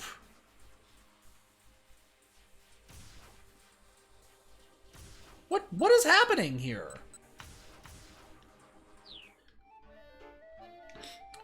What happened, boss? Look, this is all just... I was framed. Nah, whatever's happened, I'm pretty sure it was all his fault. Just call it a hunch. He says I'm a thief. Well, I say he's the thief for selling stuff he finds around town. Hey, the sales clerk steps into view, scowling. Just what are you implying? What in the world is going on here? I haven't the foggiest. Tama, help me, please! Yanagishita kicks and squirms like a hyperactive child. Do you know this man? The sales clerk asks. No, well, I mean, sorta. He's a real pain. He's been making a scene like this for as long as he's been here. I find it hard to imagine a worse way to interfere with someone's business. I hate to ask, the continues, but could you take him to the police for me? The police? Yeah. Oh, well, the police. The gunman did specifically warn me not to go to them. I feel no loyalty to that killer, but I am not reluctant to antagonize him. And for reasons I can't explain, I have a strong sense that going to the police right now is a bad move. But Mr. Yanagashita isn't privy to my thoughts. He looks at me with a hopeful gleam in his eyes. Yeah, that'll work. Tama can take me to the police, and then we can put this all behind us. All's well that ends well, right? Well, sure. Feeling like I have no choice, I leave the shop with him. We have Etz on a leash, apparently. Okay, Mr. Yanagashita says excitedly as soon as we're out of the earshot. Now let's go find Shiri. Huh? Are we going to the What? No, we're not really gonna go. Oh man, I'm so glad you showed up in time, Tama. Now come on, let's go find Shiri. For the big grin on his face, I have an inkling of what's coming next. You've thought of another get-rich-quick scheme, haven't you? Goodness, Tama, you can see right through me. It's not that difficult. It's practically written all over your face, boss.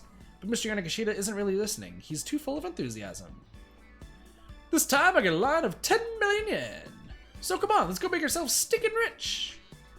He punctuates his grand announcement by pointing fervently at some non-existent listener. That's me! Fourth wall! Oh, there goes the screen. Inkling? Yeah. Several weeks later. What? Iron Stomach, a celebration of truly astonishing appetites. While the mighty stomach triumphs over the endless caverns of icebergs, the hero should... Yeah.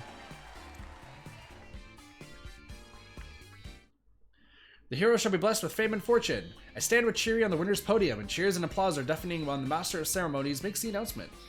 Chiri is the champion. She laughs with delight as she holds up the trophy that signifies her 10 million yen win. And me, I got runner-up. I wasn't too into the idea at first, but after giving it a shot, I found the professional gluttony kind of grows on you. Even I was surprised by how much I could eat, and I had to admit, it felt kind of good. My memory still hasn't come back, but that doesn't matter anymore. I found myself a new purpose. Steal Chiri's spot on the throne. That right there is now my greatest goal in life.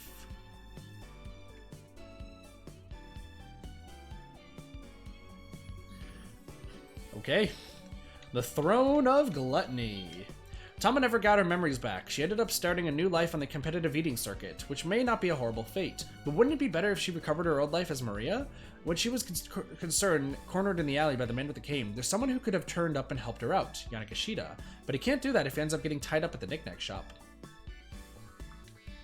Interesting. So there's a lot of like little nitpicky things. I'm also gonna take off my hat. It's starting to hurt my ears. Oh, she's looking around now. Hold on, so that's it. So Maria has a new pose because she's looking around now. There's a lot of bad ends. Yeah, we're at 40. I think we're at 44 bad ends static. All right, so we need Minorikawa to find Yanagashita. Well, at least we could choose a different option here. Probably was headed to the sales demo menu. Maybe he was planning to find some more customers and auction the laptop off to them. Damn, the guy had led him on a wild goose chase. Are there Gideon? Yeah, there are, but it's at the way end of the game. Minorikawa ran along Center Guide toward the Nokane building where the sales demo had been held. Before he got there, however, a glance to one side stopped him in his tracks. Aha! He chirped. He had spotted the knick-knack shop where he had run into Miku about 2 hours earlier. Out in front of it was a poster that read, "We buy computers at top prices." Now he was certain. Yanagashita must be in there. There you are, Yanagashita! Minorikawa burst into the shop on Center Guy, an accusing finger pointing squarely at the thief. Interesting. Listen, there's no way I'm buying a computer that doesn't have a power cable. Details, details! All you sell here is junk anyway! Yanagashita and the shopkeeper had gotten into an argument. Minorikawa recognized the shopkeeper. It was the guy he'd run into on the roadside earlier. That computer belongs to me! Minorikawa shouted as he marched up to them. Give it back! Yanagashita clutched the laptop to his chest. No, I need the money! Knock it off, you're acting like a child! Minorikawa tried to slap him out of his tantrum, but Yanagashita ducked to avoid the blow. And then, bizarrely, Yanagashita froze. A fierce gleam came into his eyes. That. He broke into an incomprehensible stammer. That's it! Yanagashita snatched up a flyer that his gaze had fixed on. Iron stomach, huh? That's right here with my little bluebird of happiness, he cried. You know what? You can have this! Yeah, true, he's guy. He's Mike guy. Yanagashita shoved the laptop into Minorikawa's arms. Ha ha ha! And welcome to it, you idiot! I don't need no worthless computer! You're the idiot, Buster! Minorikawa smacked Yanagashita right across the face. Ouch! Hitting him felt good, he decided to do it again. He drew back his arm to deliver another blow, but then someone else came into the shop. Yanagashita's eyes lit up as they saw who it was. Oh, my angel! Whatever is my darling Miku doing here? Why is Miku here? Miku stood in the doorway on the verge of tears. Wait, why is Miku there? Hold on, how the hell did Miku get there? Seriously, how the hell did Miku get there? We did nothing different. How is she there? Mr. Minorikawa, she began, then her voice choked up. Miku, what's the matter? Is something wrong? Miku drew in close to Minorikawa's side. Huh?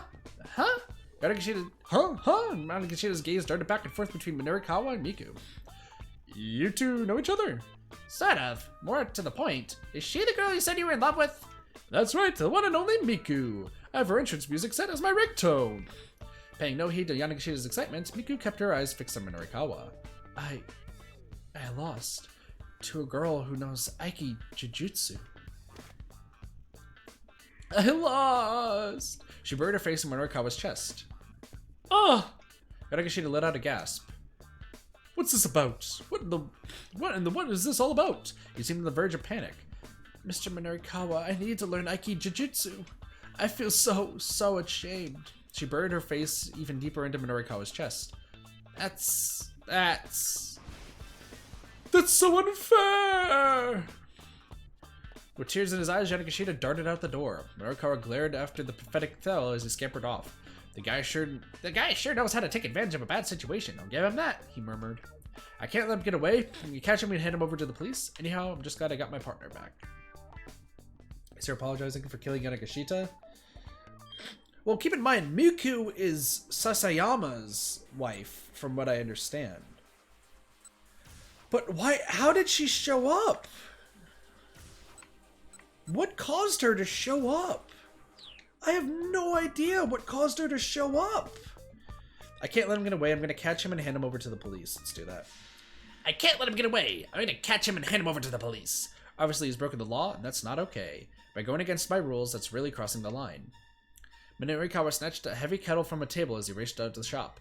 Nobody runs away from me without my say-so. As he sprinted after Yanagashita, he held his makeshift weapon. The kettle flew straight and true, striking Yanagashita in the face. Erk!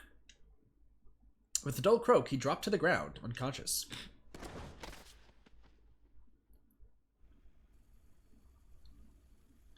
Oh. That's what does that. Smiling with grim satisfaction, Minorikawa tied up Yanagashita with some rope the shopkeeper provided, then put him in the back of the shop for the police to collect.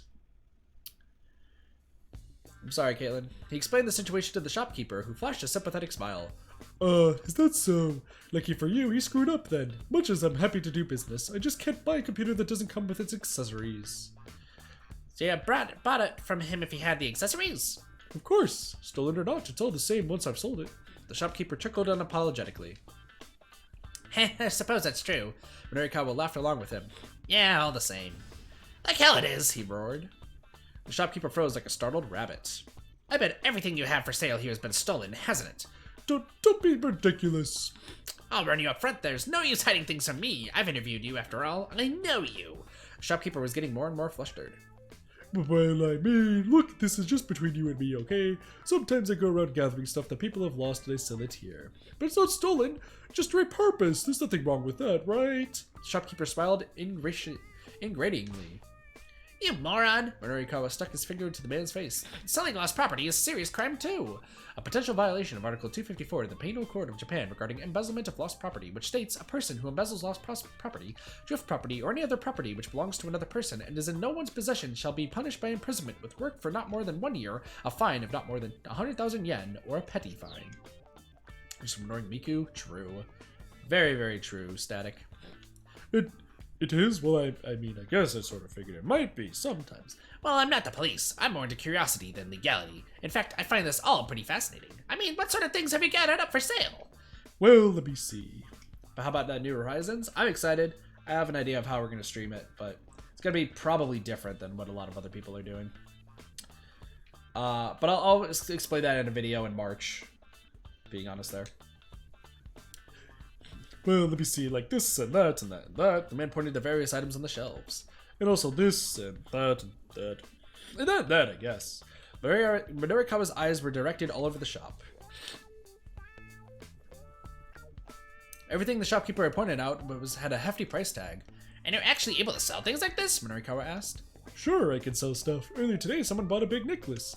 I listed it for 40,000 yen, but I discounted down to 30,000. And you can still make a profit even offering discounts? Sure, I mean, it was just something I found lying on the ground after all. Minorikawa looked back at him, and for a moment, he laughed as well. Then his face turned hard. This is no laughing matter, he bellowed. You need to stop what you're doing here right away. Otherwise, you're going to find out what it's like to get punished by my pen of justice. I'm so sorry. The shopkeeper bowed repeatedly. Poor Miku. Minorikawa glared. The truth was that right now he was so busy that he'd have to let this guy slide. Wait a second! If Sasayama's dead, and Miku is now single and a widow, couldn't she date Minorikawa? Do we have a new OTP? Oh man, I'm excited. The death of the husband means a girlfriend for Minorikawa. Let's go. Still, this whole asinine affair had eaten up the big chunk of time he didn't have to waste. He was going to have to finish up his copy back at the editing office. Laptop in hand, he left the shop only to stop short when a slight figure stepped out in front of him. Mr. Minorikawa! Miku stood there, barring his path. Please introduce me to a dojo where I can learn Aikijujutsu? I'm sorry, I really don't have time for this right now. Minorikawa tried to hurry onward, but she stubbornly refused to let him pass. You introduced me to that other dojo before, remember? I suppose so, now that you mention it. He tried to slip by her on the right-hand side, but she was quick to block him. You're the one who introduced me to the world of martial arts, Mr. Minorikawa. Well, yes, you know you're putting me in a bit of a bind here. Trying to slip by on her left was a no-go too. She can anticipate his every move. Please, just hear me out, Miku said. She was speaking through quiet sobs now. I can't stand to leave things like this. She looked Minorikawa right in the eye. Sorry, you just have to persevere until you're able to win again. This is a good opportunity for you. You can find something to do with yourself that isn't martial arts. I'm sorry, but I really don't have the time to have this discussion right now. We'll do this one because I think it's going to lead to a bad end, hopefully. I'm sorry, but I really don't have the time to have this discussion right now. I need to get this copy wrapped up by 4 o'clock. Otherwise, my boss is going to kill himself. Which is unfortunately true. This discussion? You were already champion at that one pub, right? Maybe this is a good opportunity. You can just wash your hands in the martial arts world. Miku began to shake. Nope, we got slapped. You jerk! Miku delivered a blindingly flash slap to Minorikawa's cheek. Why'd you have to put it like that? You're so mean! Bursting into tears, Miku ran off. Hey, Miku! She gave no sign she'd heard him and didn't turn around. Minorikawa rubbed his cheek. It stung. For once, he actually regretted what he said. Maybe he shouldn't have assumed she'd be willing to just give up her hobby. He did in fact know of several Aikijutsu dojos. If only he had the time, he could have introduced her easily enough. Checking his watch, he saw that he only had 30 minutes and change until 4 o'clock. There was no more wiggle room at this point. These articles needed to get written, and fast. He needed to get back to the editing department, and yet... Oh, damn it all to hell, I can't get work done like this! Minorikawa broke into a run. No, she's gonna beat us up. She already had before. But he didn't run for Heavenly Publishing. Instead, he went after Miku. Uh-oh.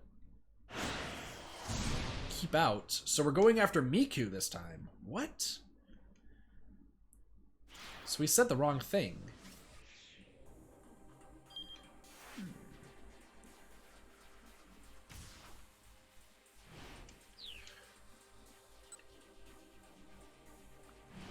Wait, why is this not a keep out?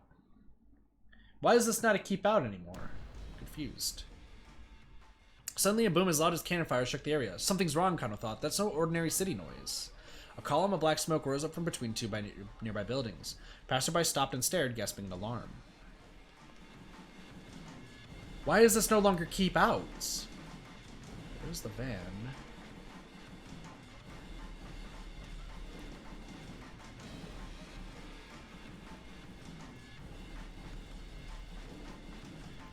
Back to the explosion.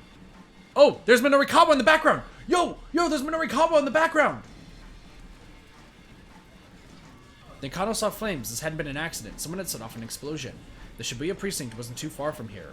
Kano recalled the attempted bioterrorism attack in Kasumigaseki. The incident had begun with a van exploding outside of Tokyo MPT station. Apparently, already a large crowd of onlookers was gathering. Shouts rose up as they took in the scene. What's going on? What happened? The car was on fire! Kano called into HQ, then quickly slipped around the back of the burning vehicle. It was a minivan. Peering at the flaming chassis, he could see that there was someone inside. Oh no, could that be Hitomi? Once they had their hands in the antiviral, the criminals would have no further use for Hitomi Osawa. Already the body had been charred to ash. At this point, it was hardly recognizable as human anymore. Okay, now we're back to Keep Out. So I think the reason why I didn't show Keep Out is because now there's a scene of Minorikawa trying to stop people from going towards the explosion. Which means Minorikawa is not the one that's in there. And here's the thing. Osawa isn't either. And that's not Hitomi, true. On to 1600. Oh, hold on. I'm going to choose the other option real quick, too. While we're at it. Stay back, don't get too close. Achi shouted.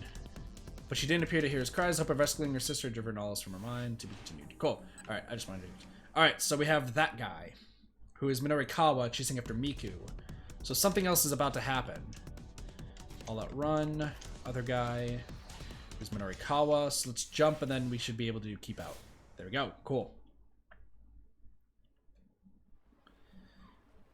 Running along Koendori in the pursuit of Miku, Minorikawa heard a cell phone ringtone coming from somewhere nearby.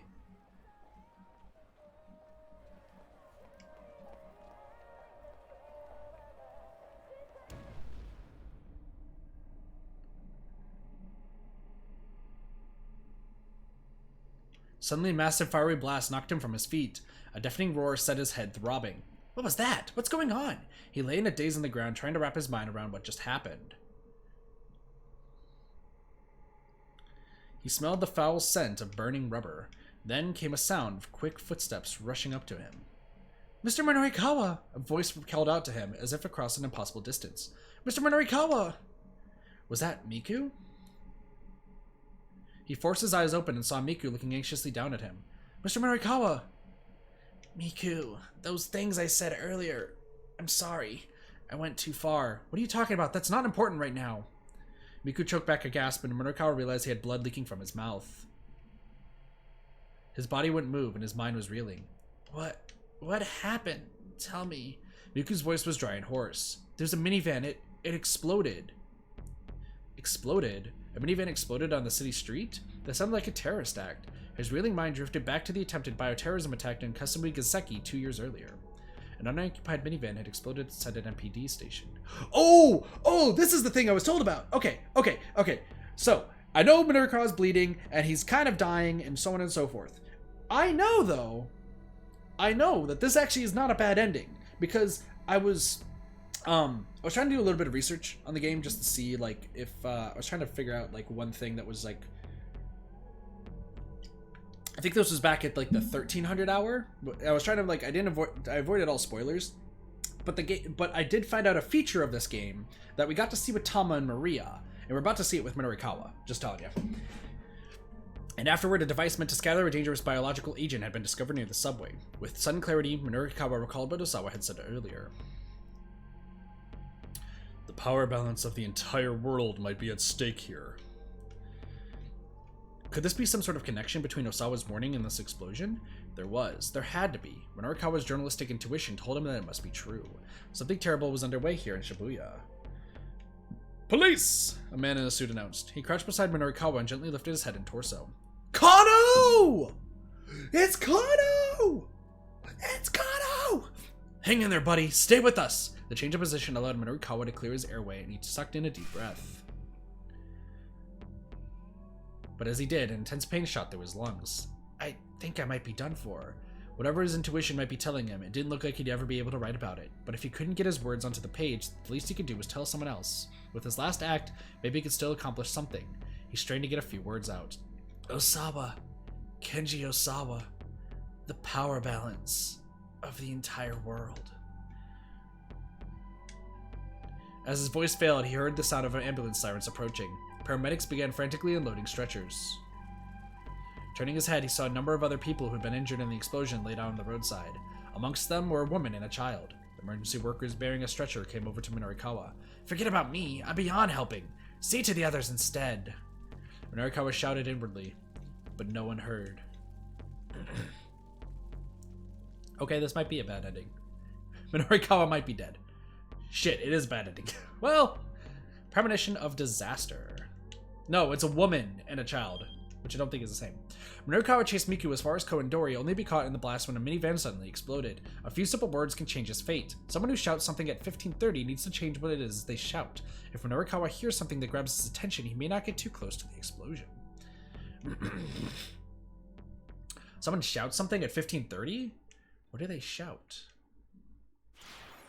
Oh my gosh, are you kidding me? I accidentally killed Minorikawa! I should have... this part. Literally, me changing the option stopped him. I'm supposed to say, Hitomi, wait. I'm literally supposed to say, Hitomi, wait. I accidentally killed him. Whoops. Hitomi, wait! As he ran along Koendori after Miku, Minorikawa heard someone shout out a familiar name. Hitomi. It was a pretty common name. Ordinarily, he wouldn't have given it a second thought, but he remembered that one of the Miss Midoriyama winners was named Hitomi Osawa. That made him curious. A moment later, he heard a cell phone ringtone. He immediately recognized it as an Ayakamiki song.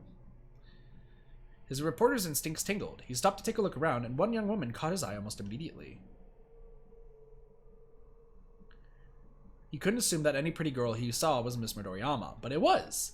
After all, it'd been a little too convenient if he just so happened to run into her now. Still, it didn't cost him anything to ask, "Are you Hitomi Osawa?"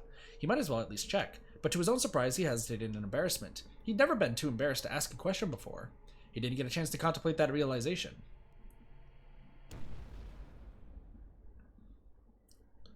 Because Cannon saved her life, but otherwise, Hitomi would have been a goner.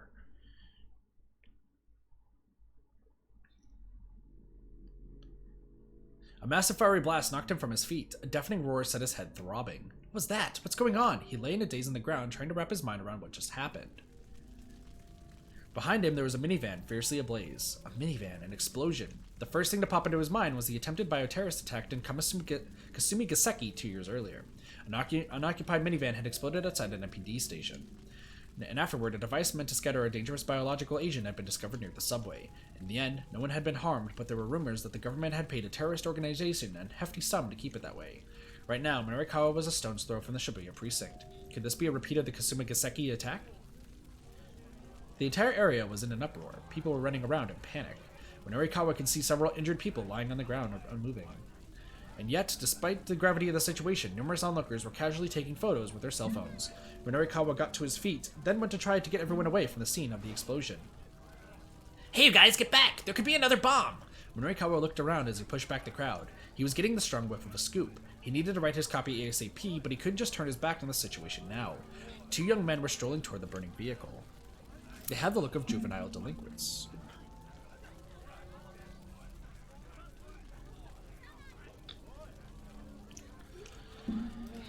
Great stuff. Whoa, what the heck? Is this for real? Ain't that dangerous? Like for serious? The pair tried to find an optimal vantage point. Hey, Minorikawa snapped. Don't get any closer. He spread his arms wide to hold them back. The young men came to a halt, but otherwise paid him no heed. Oh, this is bad. This is for real bad. Think this is a terrorist thing? Yo, get out your phone. Come on. Black, you think this is a terrorist thing? Dude, shut up! Just hurry up and call Susumu. The taller of the two, dressed in red, was ordering around his blue-clad companion. Huh? The blue boy had huffed. Man, do it yourself. Say, what now? Bitch, this ain't no time to get yourself all worked up. Minorikawa stood there, arms still held wide, getting more and more annoyed at their back and forth. Yo, just make the call, man! The younger fellow in red scowled. He wasn't going to back down. Huh? Yo, what difference does it make if I do it or you do it? It doesn't make any difference, so it doesn't matter if you do it. Yeah, right, it don't matter. So in that case, you do it. Look, I'm telling you just to make the damn call. And I'm telling you to just make it your damn self. Enough of this already. Minorikawa opened his mouth to tell them off, but then the young man in red spoke again. Dude, the goods from over at Endo Electronics are gone. You gotta let Susumu know. The name Endo Electronics caught Minorikawa's attention. Huh? Huh? Yeah, but ain't that all that Achi dude's fault for getting all huffy at us? I mean, it was Kiru who told us to go find the Endo storehouse. Yeah, but Susumu don't like dealing in stone goods, says it dirties the SOS name.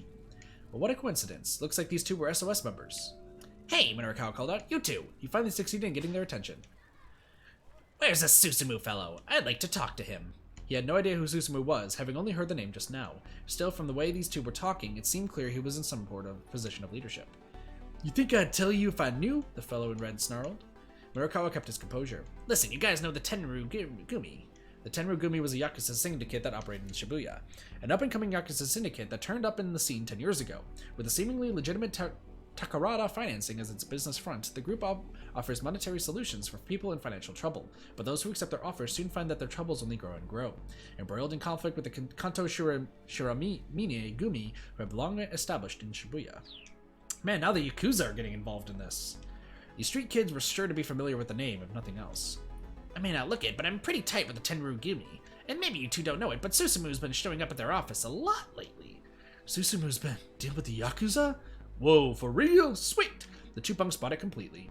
What's SOS using as their hangout these days? I got a little something to discuss with Susumu. Right now, it's this bard called Inferno. Minorikawa made a mental note of the name. Right, and Inferno is where, exactly? The two young men suddenly looked distinctly uncomfortable.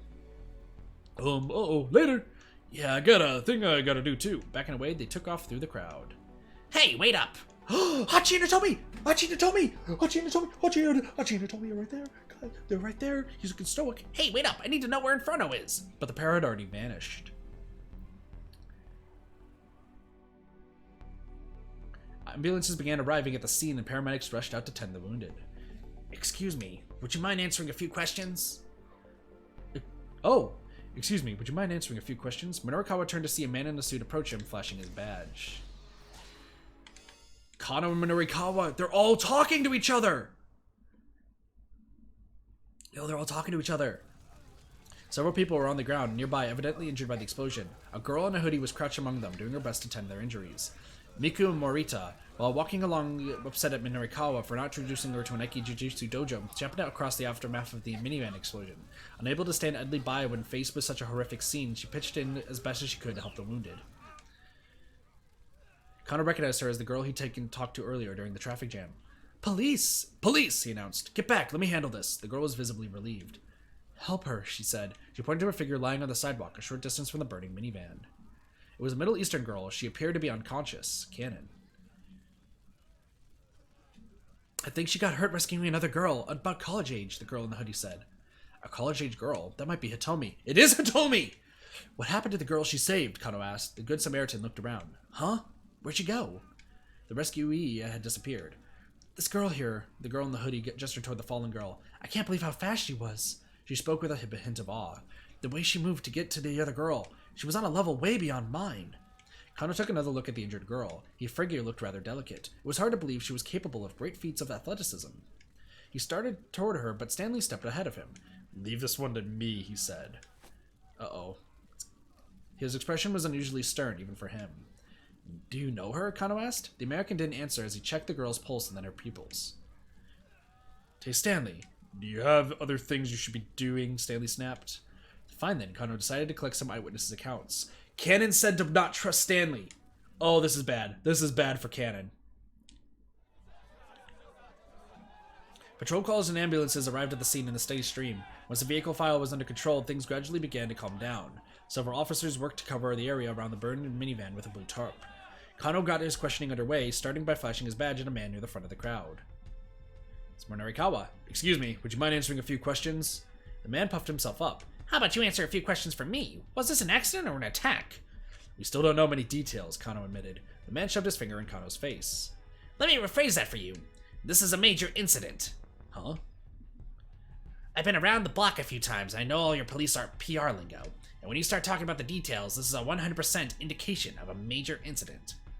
Well, I sure picked the wrong guy to try to talk to. Stifling his frustration, Kano continued his questioning. Did you happen to notice anything unusual prior to the explosion? Unusual? Now that you mention it, I think I heard a cell phone ringtone. A ringtone? No, never mind. Forget that. There's no way the ringtone on someone's phone would be audible through all that. The man was probably right, but somehow the idea nagged at Kano. He jotted down a note in his pad. Kano. Kano! It was Stanley. Perfect timing. Thank you for your cooperation, Kano told the man. Then he hurried on his way. Stanley stepped in close enough to whisper. Who was that guy? An eyewitness to the explosion, apparently. Do you have any info? He said he heard a cell phone ringtone the time of the explosion. Not sure if that's significant, though. Stanley stood silently for a moment, thinking. What about the girl? Kano asked. Has she woken up? No. I'm going to drive her to the hospital. Don't do it! No! This is bad! This is bad. Huh? Why did you do that yourself? Just look around, Stanley said. He cast his eyes over at the scene.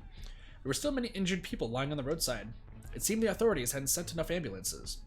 But isn't your car back in Maria Macho? Kano asked. Under the circumstances, I think it makes sense for me to go back for it, Stanley replied coolly. Besides, I have a few things I'd like to ask her. Kano was curious. You do? He asked. What the heck is this? Stanley's cell rang.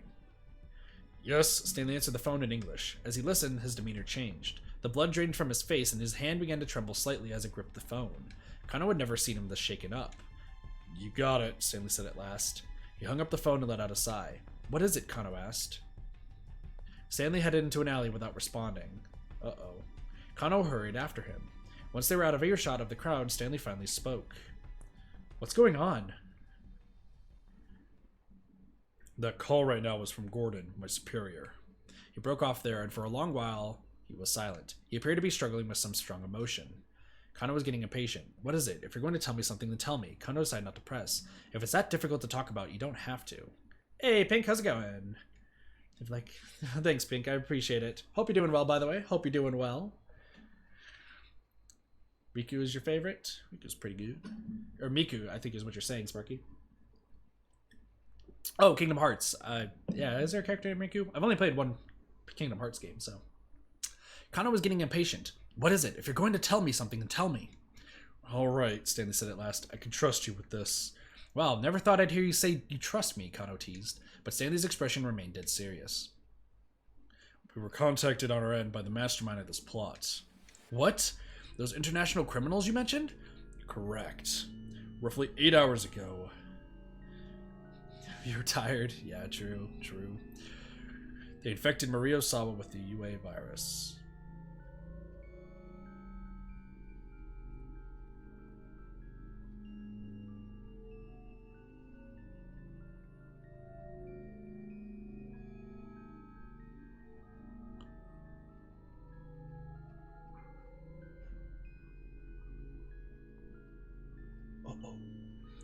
She has 4 hours till she's a pile of blood. Oh shit. Then they let her loose somewhere in Shibuya. Hold on. By UA, you mean? Kano thought back to his earlier conversation with Stanley. These criminals were trying to get their hands on a new drug, an antiviral drug developed by Kenji Osawa that had been shown to be effective against the UA virus. Stanley hesitated before continuing. This is a killer virus with a 100% mortality rate once it takes hold. Kenji Osawa's antiviral is our only means of combating it. A mortality rate of 100%? There's an incubation period of 12 hours. In another 4 hours, Maria Osawa will go symptomatic. Sweet miser. No worries, Pink. Your secret's safe. After that, she'll begin spreading the virus throughout the city. Maria is boned! Shoot! It's capable of airborne transmission? Stanley nodded. Following the onset of symptoms, individuals infected with the UA virus bleed from their lungs, and the virus is readily released into the air via coughing. The UA virus is highly resilient in the open air and can survive even after saliva or other fluids have evaporated. Simply getting within 2 meters of a symptomatic patient is said to carry a high risk of infection. Bodily fluids from deceased patients carry an especially high concentration of the virus, and anything contaminated with such fluids might be thoroughly sterilized before it is safe. I don't know. I think they must have injected her with it when they kidnapped her. If we don't administer Kenji Osawa's antiviral before she develops symptoms... Yes? Kano's voice was trembling now. Stanley spoke with complete certainty. Everyone in Shibuya is going to die. Shit. Well, we need to find Miss Maria Osawa and get the antiviral to her as soon as possible, Kano said, panicking. Stanley remained cool. Just calm down. There's more to the story. Uh-oh. Stanley was interrupted by a strange sound from the upper floors of a nearby building. Unsure what it was, the two men hurriedly relocated. Somebody opened a door? Who would have opened a door? They paused when they came to a vacant lot. The place was deserted. No need to worry about being overheard here. You said there was more to the story? Kano prompted. The antiviral in question is stored in Kenji Osawa's laboratory. The lab is protected by a sophisticated security system, and apparently the storage area where the drug is kept requires fingerprint authentication from both Osawa and Tanaka. What? But Tanaka's... Kano couldn't help but gasp. Tanaka was currently a fugitive, the prime suspect in the kidnapping case. There was no chance of getting any fingerprint authorization from him at this stage. Ray needs to remember, true. Is there any other way to get in? Kano asked. The door can also be unlocked via password in place of the fingerprint scanner, but we'd still need to know what Tanaka chose for his password. No. In any event, Stanley said, it's essential that we track down and secure Maria. But, he went on, his voice grave, even if we got Maria to safety, their mastermind is now in possession of the UA virus. If they want to, they can unleash a bioterrorist attack on Shibuya at any time. Shoot. To put it bluntly, the lives of every man, woman, and child in the city are in their hands. Kano felt a pulse of fear deep enough to give him vertigo. What started as a simple kidnapping... Can we just go over this real quick? What started as a kidnapping and telling Hitomi, hey, don't go to the police, has now turned into bioterrorism craziness, amnesia with a girl who's about to explode into blood in 4 hours, the death of detectives and an assassin girl. There's so much going on now. Holy crap. He slowly tilted his head, that's a weird English, and gazed at the sky, vast and blue as always. There had to be tens of thousands of people in Shibuya right now. Rumi and Shizo were among them, and they might all be dead within a day. It felt so unreal, Kano's mind almost couldn't process it. With an effort of will, he shook himself out of his daze. Now was no time to waver. We have to try, he said. In the next 4 hours, we need to find Maria Osawa and figure out a way to stop this mastermind in the UA virus. The words were as much for himself as they were for his companion. Let's do this, Stanley. We might not always see eye to eye, but together, I feel like you and I can find a way. But Stanley averted his gaze. My job here is simply to apprehend the mastermind. Kano felt a resurgence of his earlier anger at Stanley. Once again, he was putting his duties above human life. I'm sorry. Stanley's voice was a quiet mutter. You should get away from Shibuya as soon as possible, Kano. Kano had imagined that the American would ever be worried for him. I appreciate the warning, he said, but I'm seeing this through to the end. This isn't the sort of thing you could just solve with just an effort of willpower. Even so, giving up isn't the Japanese detective way. Stanley let out a nasal chuckle. Back to that again, are we? Same to you. Kano managed a tiny chuckle of his own. Listen, Stanley went on after a moment, this is just between you and me. The mastermind behind this kidnapping case is an arms dealer who goes by the name Alphard. Beyond simply selling weapons, illegal arms dealers are also frequently involved in smuggling weapons unlawfully obtained through deals with government or military contacts. In recent years, such enterprises have become increasingly globalized, some dealers from smuggling networks that also deal in money laundering, drug trafficking, and more. Yeah, that's true, Sparky. She is literally a ticking virus bomb. And also we heard the name Alphard again, who Canon knows is also the mastermind. Alphard? The attempted bioterrorist attack in Kasumi Gaseki, a hotel bombing in Chicago. Alphard had a hand in all of them. What do you know about this criminal? Kano asked. Stanley's expression grew even darker. Alphard's signature is extremely meticulous planning, but I don't mean meticulous in the same way you or I might normally think of it. Their plans are perfectly imperfect. Do you get what I mean? Kano shook his head. Alphard deliberately engineers accidents to make things complicated and unpredictable. It's difficult to get a good grasp of what's going on when the situation seems to be falling apart. People tend not to consider that coincidental mishaps might be anything but. In the end, they don't even realize they were playing right into the mastermind's hands all along. Kano could hear the intensity in Stanley's voice. We don't know who this Alphard guy is. I'm afraid that's all I can say. Stanley held out his right hand. See you around, Kano, if we're still alive. If we're still alive? Kano let that sink in for a moment. Nah, I'll shake your hand after we finish this case. With a slight smile, Stanley withdrew his hand. Then the two bumped fists instead. Alright, we'll meet again, Kano. I'm sure of it. Yeah, see you then. Yo, Kano and Stanley being friends, even though Kano is untrustworthy, or not Kano, Stanley's untrustworthy as fuck. No sooner had Stanley departed than Kuze's voice came in over the wireless.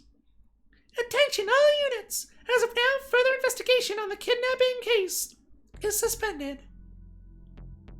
What? The director's voice sounded strangely cold. I repeat, as of now, further investigation on the kidnapping case is suspended. Wait, hold on, sir. Kano shouted. What is it, Kano? Could you let us know why? We've received information that Maria Sawawa has been infected with an unknown virus and has been released somewhere in Shibuya. That matched up with what Stanley had said earlier. An anti-bioterrorism security force will probably be deployed in Shibuya.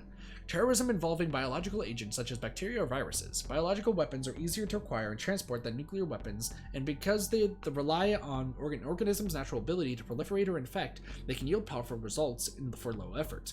For these reasons, recent years have been seen widespread apprehension about the possibility that such weapons might be used by terrorists. In the event that a bioterrorist attack occurred in Japan, temporary quarantine and decontamination facilities would be set up in the area affected. This is no longer a simple kidnapping case. Our part in this is finished. No, it's not. We haven't managed to resolve anything. Kano, I assure you everyone else feels the same way as you do. Kuze's voice had a cautionary tone. They're still performing the autopsy on the body found in the blue minivan that exploded. I'll let you know once we have a positive ID. Kuze out. Director! But the line had already gone dead. Left at a loss, Kano gazed out at the cityscape. The sight of the bombed vehicle had calmed down briefly, but now that the news networks had begun reporting, the herd of onlookers were growing. There was also a sizable crowd gathered outside of a large home electronics store. The large LCD televisions on display were showing a press conference being held by the governor of Tokyo. Kano might learn something new about the case. He decided to watch the broadcast. Kano's part in this was over. He had to hurry and find Rumi before it was too late. That was fine, Rumi. What's it? That voice acting, though? Thank you. Kano's part in this was over. He had to hurry and find Rumi before it was too late. He left the electronics store and headed for the cafe where Rumi and Shizuo were waiting. I'm pretty sure we're about to get a bad ending, but that's okay. The Cafe Lautrec seems quiet when Kano arrived. Shizuo was sitting alone. Kano scanned the establishment but didn't see Rumi anywhere. One of the staff greeted him. Welcome, just one, sir? No, I'm meeting someone, actually. Of course, sir. The hostess smiled and then went on her way. Shizuo was glaring at him. Kano walked over to him and bowed deeply. It's a pleasure to meet you, sir. I'm Shinya Kano. You look like even more of a knucklehead dragger than I thought. Shizuo maintained his appraising stare.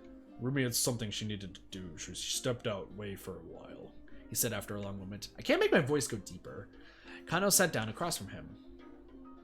There was a laptop computer open on the table. Right now, the laptop is in sleep mode, and there's nothing on the monitor. But just before Kano came in, Shizuo was browsing an internet forum. He takes his user handle from a nickname for the apples he grows on his own farm, which are pretty little things and nearly as sweet as honey.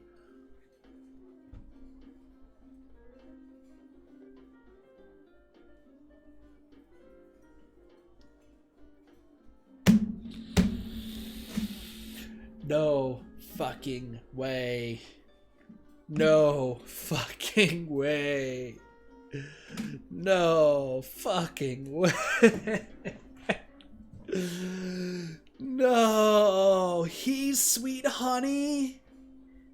He's sweet honey. For those who don't know, our good old buddy Osawa frequents a forum for Aya Kamiki, who is a popular pop singer. And his good friend on the forum is a teenage girl, supposedly, named Sweet Honey, who uses a bunch of adorable emojis when talking. Our old man here is Sweet Honey. The waitress came by to take Kano's order, so he asked for an iced coffee. What are you using the computer for? Kano asked. I'm on the internet. Shuzo's voice was low and gruff. This cafe has an internet connection? May as well start with a little small talk. So what? Again, Shizuo glared at Kano. The words wouldn't come. No, actually, this is no time to be making idle chit-chat. If they got infected with the virus, Rumi and Shizuo might die. Look, please, you need to leave Shibuya right away. Shizuo's face contorted with confusion. What are you talking about? Why? Kano wasn't sure if he should tell the truth or not. He was strictly prohibited from discussing a case with anyone outside the department. As a former policeman himself, Shizo ought to understand full well the secrecy of investigation required. But it wasn't like he'd just up and leave town without a good reason. Please listen, Kano said. There's a risk of a terrorist attack. It's very important that you go through... I'm not at liberty to tell you why. It's very important that you go, though. I'm not at liberty to tell you why. Even if this was Rumi's father, Kano couldn't bring himself to leak secret information. His mind spun with regret. Well, I don't need your say-so, Shizo huffed. I'm sick of this town anyway. Kano was a bit relieved to hear that. Does this have something to do with the case you're working? Huh? You're telling me to leave Shibuya. Does that have something to do with your case? Yes, Kano admitted. Hey, Chizord, how's it going? So why don't you just run off with Rumi then? Shizo's tone was frank. Well, I mean... When Kano didn't have an answer handy, Shizo let out a single heavy sigh. Is your work that important to you? He asked. Kano hesitated. Is it more important than Rumi? Well, again, Shizo cut Kano off. Cut Kano off as he waffed over how to answer. Me, I used to put my work before my family. There was no question in my mind that combating society's ills and solving cases was worth any price. Because of that, I did some pretty reckless things. Almost wound up dead more than once. Shizo paused, a forlorn look in his eyes. My wife did nothing but worry about me. So much that I didn't even realize when she'd worried herself sick. Dang. He actually does care. I was so caught up in my work that I wasn't even there for when she finally passed away. It was also very absurd of me. That explains why Shizo hates detectives. Not because he hates detectives for being policemen like he is. Because he's worried that all of them, similar to what Kano is right now, put the case before family and loved ones. Shizo actually does care. Though he just came by and set Kano's iced coffee on the table. It sat there untouched until Shizo looked at him pointedly. With a tiny nod, Kano brought the cup to his lips. The bittersweet liquid was a balm to his parched throat. I told Rumi the same story, Shizo continued, but I didn't tell her how absurd it was. I told her that her father only did what he had to do. He took a sip from his glass of water. She's very much like her mother used to be. Their personalities are almost identical. And I don't want her to suffer the same way my wife did. Shizo's fist clenched in his lap. What was it that made you become a detective in the first place, he asked. Well, at first, I got the job because I thought I would make Rumi happy. And then I guess also because I thought I would make you like me, sir. It was the truth, but Shizo simply chuckled. If your goal is to get me to like you, you may as well give up now. I'm sorry, sir, Kano said. I can't do that. Are you this stubborn about Rumi? Shizo grumbled. I love your daughter, sir. I want to keep her safe, to make her happy. And why is that? Whenever I think about her, I just feel so amazing. I'm sure that you or anyone can empathize with that. Everyone who has someone they want to protect, who makes them feel that good. It's an admirable thing wanting to be a detective and protect the happiness of people. But that doesn't mean you need to ignore your own... Oh. That's Shizo talking. It's an admirable thing wanting to be a detective and protect the happiness of the people. But that doesn't mean you need to ignore your own happiness in the process. What you say may be true, sir. Earlier today, my partner was stabbed, and today is his wife's birthday. Shizo arched his brow. Is he going to make it? We're not sure yet. Last I knew, he was in critical condition. This is why I keep saying that the life of a detective is... Shizo's words trailed off into a lamenting murmur. Even so, Kano was unmoved. Dictum number 1. Never lose sight of what you're supposed to protect. Ever. What's that? Something that was a senior detective I admire very much said. It's the fundamental guiding principle I've stuck to as a detective. But I was wrong about the real meaning behind it. My partner was stabbed. There are people I want to rescue. So much has happened, and now I finally understand what those words mean. When you see someone in trouble, you help them. That's not something a good detective does. That's something a good person does. Kano took a good, long look at Shizo's face. He had surprised himself, finding the words to speak his feelings so clearly, and he wondered what effect it had on the older man. I'm sure that, from your perspective as my future father-in-law, my being a detective means that I'm putting my life on the line. But that's not entirely true. I can only be myself. This is the kind of person I am. I care about helping people. Even if I were a baker, or a brewer, or a bookseller, I'd still act the same way. You're being ridiculous. A baker and a detective don't assume anywhere near the same risks. I suppose that's true. Kano fussed with his hair sheepishly. Shizo grumbled. I think I see what kind of man you are now. He sounded oddly defeated. Which is why now is no time to just futz around. Kano sat up straighter as Shizo's weightly tone. A detective needs more than just passion. A detective can't solve all of his problems with sheer determination alone. But at the same time, he needs more than just the ability to coldly assess a situation. He needs the conviction to stick to a case when it might otherwise seem prudent to give up. Yo! Words of advice! Let's go, old man! There was something new in Shizo's expression now, and a gleam in his eyes that hadn't been there before. Kano almost felt like he was being surmised by a senior officer. You got that? You need a cool mind but a fiery spirit. A detective without both of those is worth nothing. Do you mind if I write that down in my notebook here? Look, Shizo said, suddenly embarrassed. Aren't you in a hurry? Don't you have to get back to your case? Yes, sir, please. I need you and your daughter to leave Shibuya right away. Yeah, I hear ya. Kano conjured up Rumi's face in his mind. There was a chance he might never see her again. He forced the thought away as best he could. By the way, if I may ask, Shizo said, what was it about Rumi that made you fall in love with her? What? Where's this coming from all of a sudden? Was it her looks? No, it wasn't just that. Kano found himself tongue-tied again.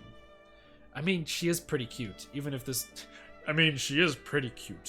is my own daughter I'm talking about. It's fatherly. Yeah, you're fine, dude. Shizo shocked him by grinning from ear to ear. Well, yes, she sure is, Kano replied, but it's more than just that. She's also very sweet and kind-hearted. She is, isn't she? Yeah, she really is. For the first time, Kano and Shizo smiled at one another. You're a man who lets his emotions show on his face, Shizo said. And for a detective, it's not so bad. Thank you, sir, Kano said. He bowed to Shizo as he stood up from his seat. Never lose sight of what you're supposed to protect, huh? I like that. Wise words indeed. Kano turned to look back and then bowed deeply to Shizo one last time. Nice. Good job, Kano. Good job. The man who hates Kano finally likes him. The ability to coldly assess a situation, Kano knew what he needed to do. There was one thing that was nagging him. No matter how hard he thought about it, it still didn't add up. Why would Teteno let Al-Karawan go free? He needed to get back to the precinct and get the truth from Al-Karawan firsthand.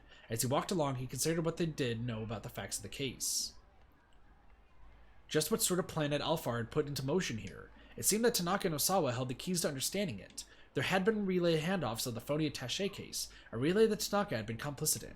Then there was Hitomi missing, carrying the antiviral. Osawa had confirmed that himself. Also, there's more to Osawa's story, but we haven't seen any yet. Kano was starting to form a vague picture of what Alphard was up to. If the mastermind's goal was to acquire the antiviral, then obtaining the cooperation of Osawa and Tanaka was vital to that plan. After all, their fingerprint verification was required to physically access the drug. In order to overcome that hurdle, Alphard had presumably managed to win over Tanaka somehow, and had then kidnapped Maria Osawa to provide leverage against her father. Bye, Caitlin. Take it easy. See you later. No doubt that was how they'd gotten Hitomi to take the antiviral with her to Shinko. While the police were distracted by following that attaché case, Alphard would then take the antiviral from Hitomi. That was a general plan, as far as Kano could surmise. Just then, a call from Kuze came in over the wireless. We've identified the body found inside the blown-up minivan. Oh my gosh, who is it? Who is in... That was quick, but who is it? Is it anybody that we know? Hold on, I'm trying to think. Who could it possibly be?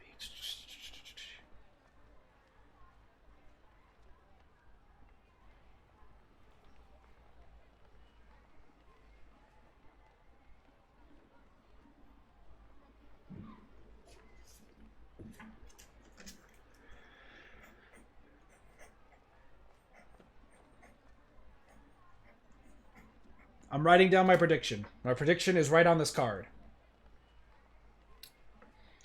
I think I know who it is. Kano's hand tingled as it gripped the wireless. Mamoru Tanaka, male, 40 years old.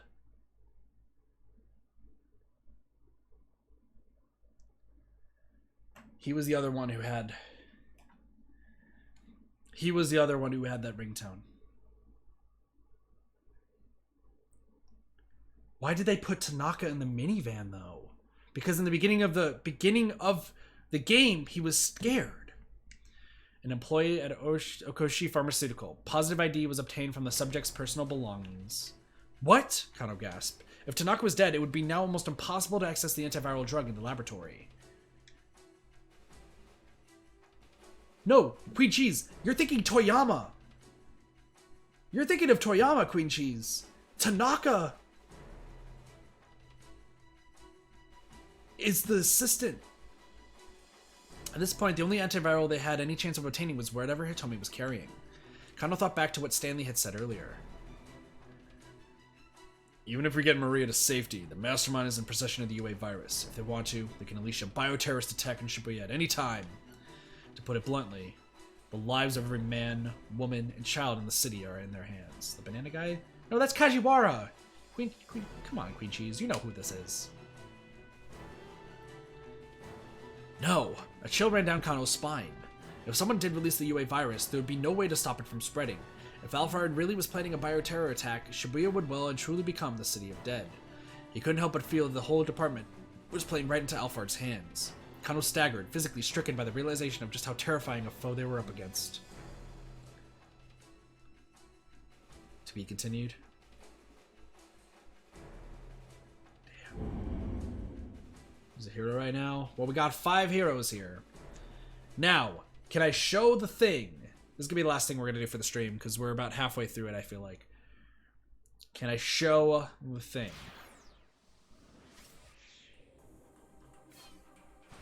Yes.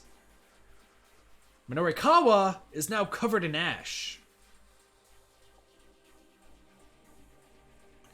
Over time, things start changing. As we saw, Maria ended up changing outfits. But now she's looking really concerned because she doesn't know what's going on now that she has the necklace. Achi's still the same, Kano's still the same, Minorikawa is now covered in ash. And more than likely, we're going to see him covered in ash for probably the rest of the story. Maybe something might happen with Osawa, we don't know. Yeah, the attention to detail, true. It's fantastic. So, we have 2 endings so far. We haven't touched Osawa's at all. And Yanagishita, we still have a bad ending. And there's really not much that we can do about it, if I'm being honest. I don't know what's going to change it. It's something that's over here, to be honest. Yeah, it's probably a Minorikawa thing.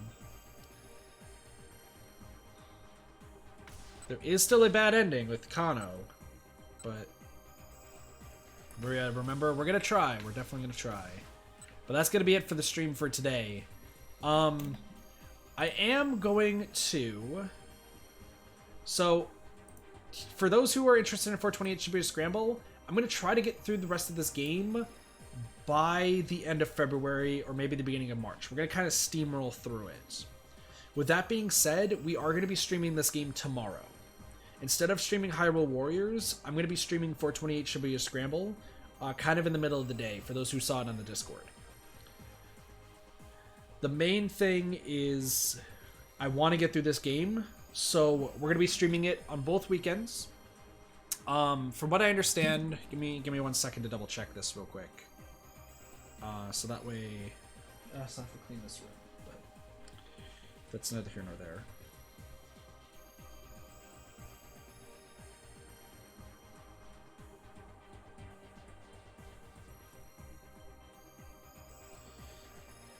So there are 3. That's ending true.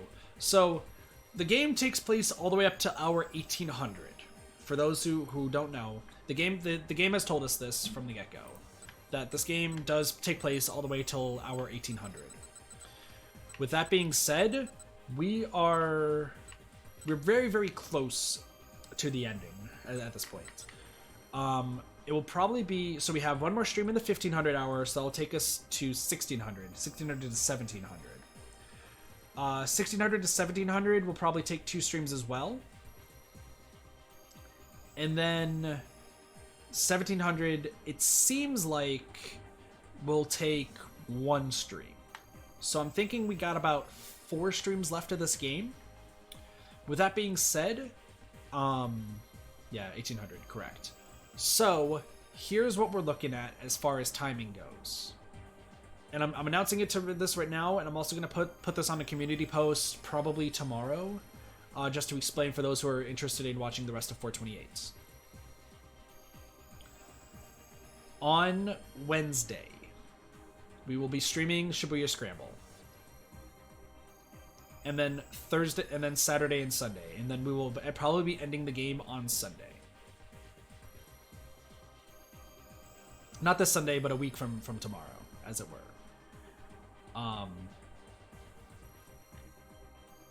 That should wrap everything up. Everything should be good.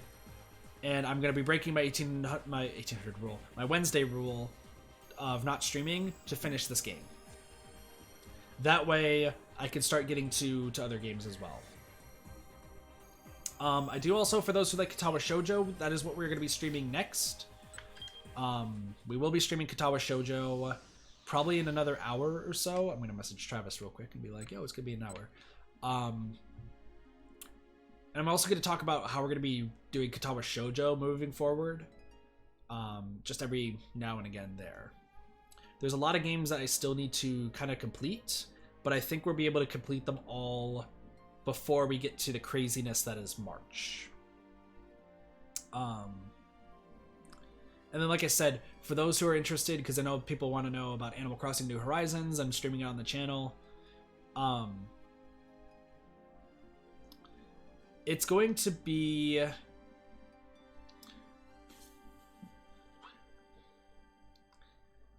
Animal Crossing New Horizons, I'm going to be talking about that in a March update. Because I've been seeing a lot of content creators talk about Animal Crossing New Horizons and that they want to stream it and so on and so forth. But they gotta remember, and I feel like people tend to gloss over this, that you have to follow up in Animal Crossing every single day, for the most part.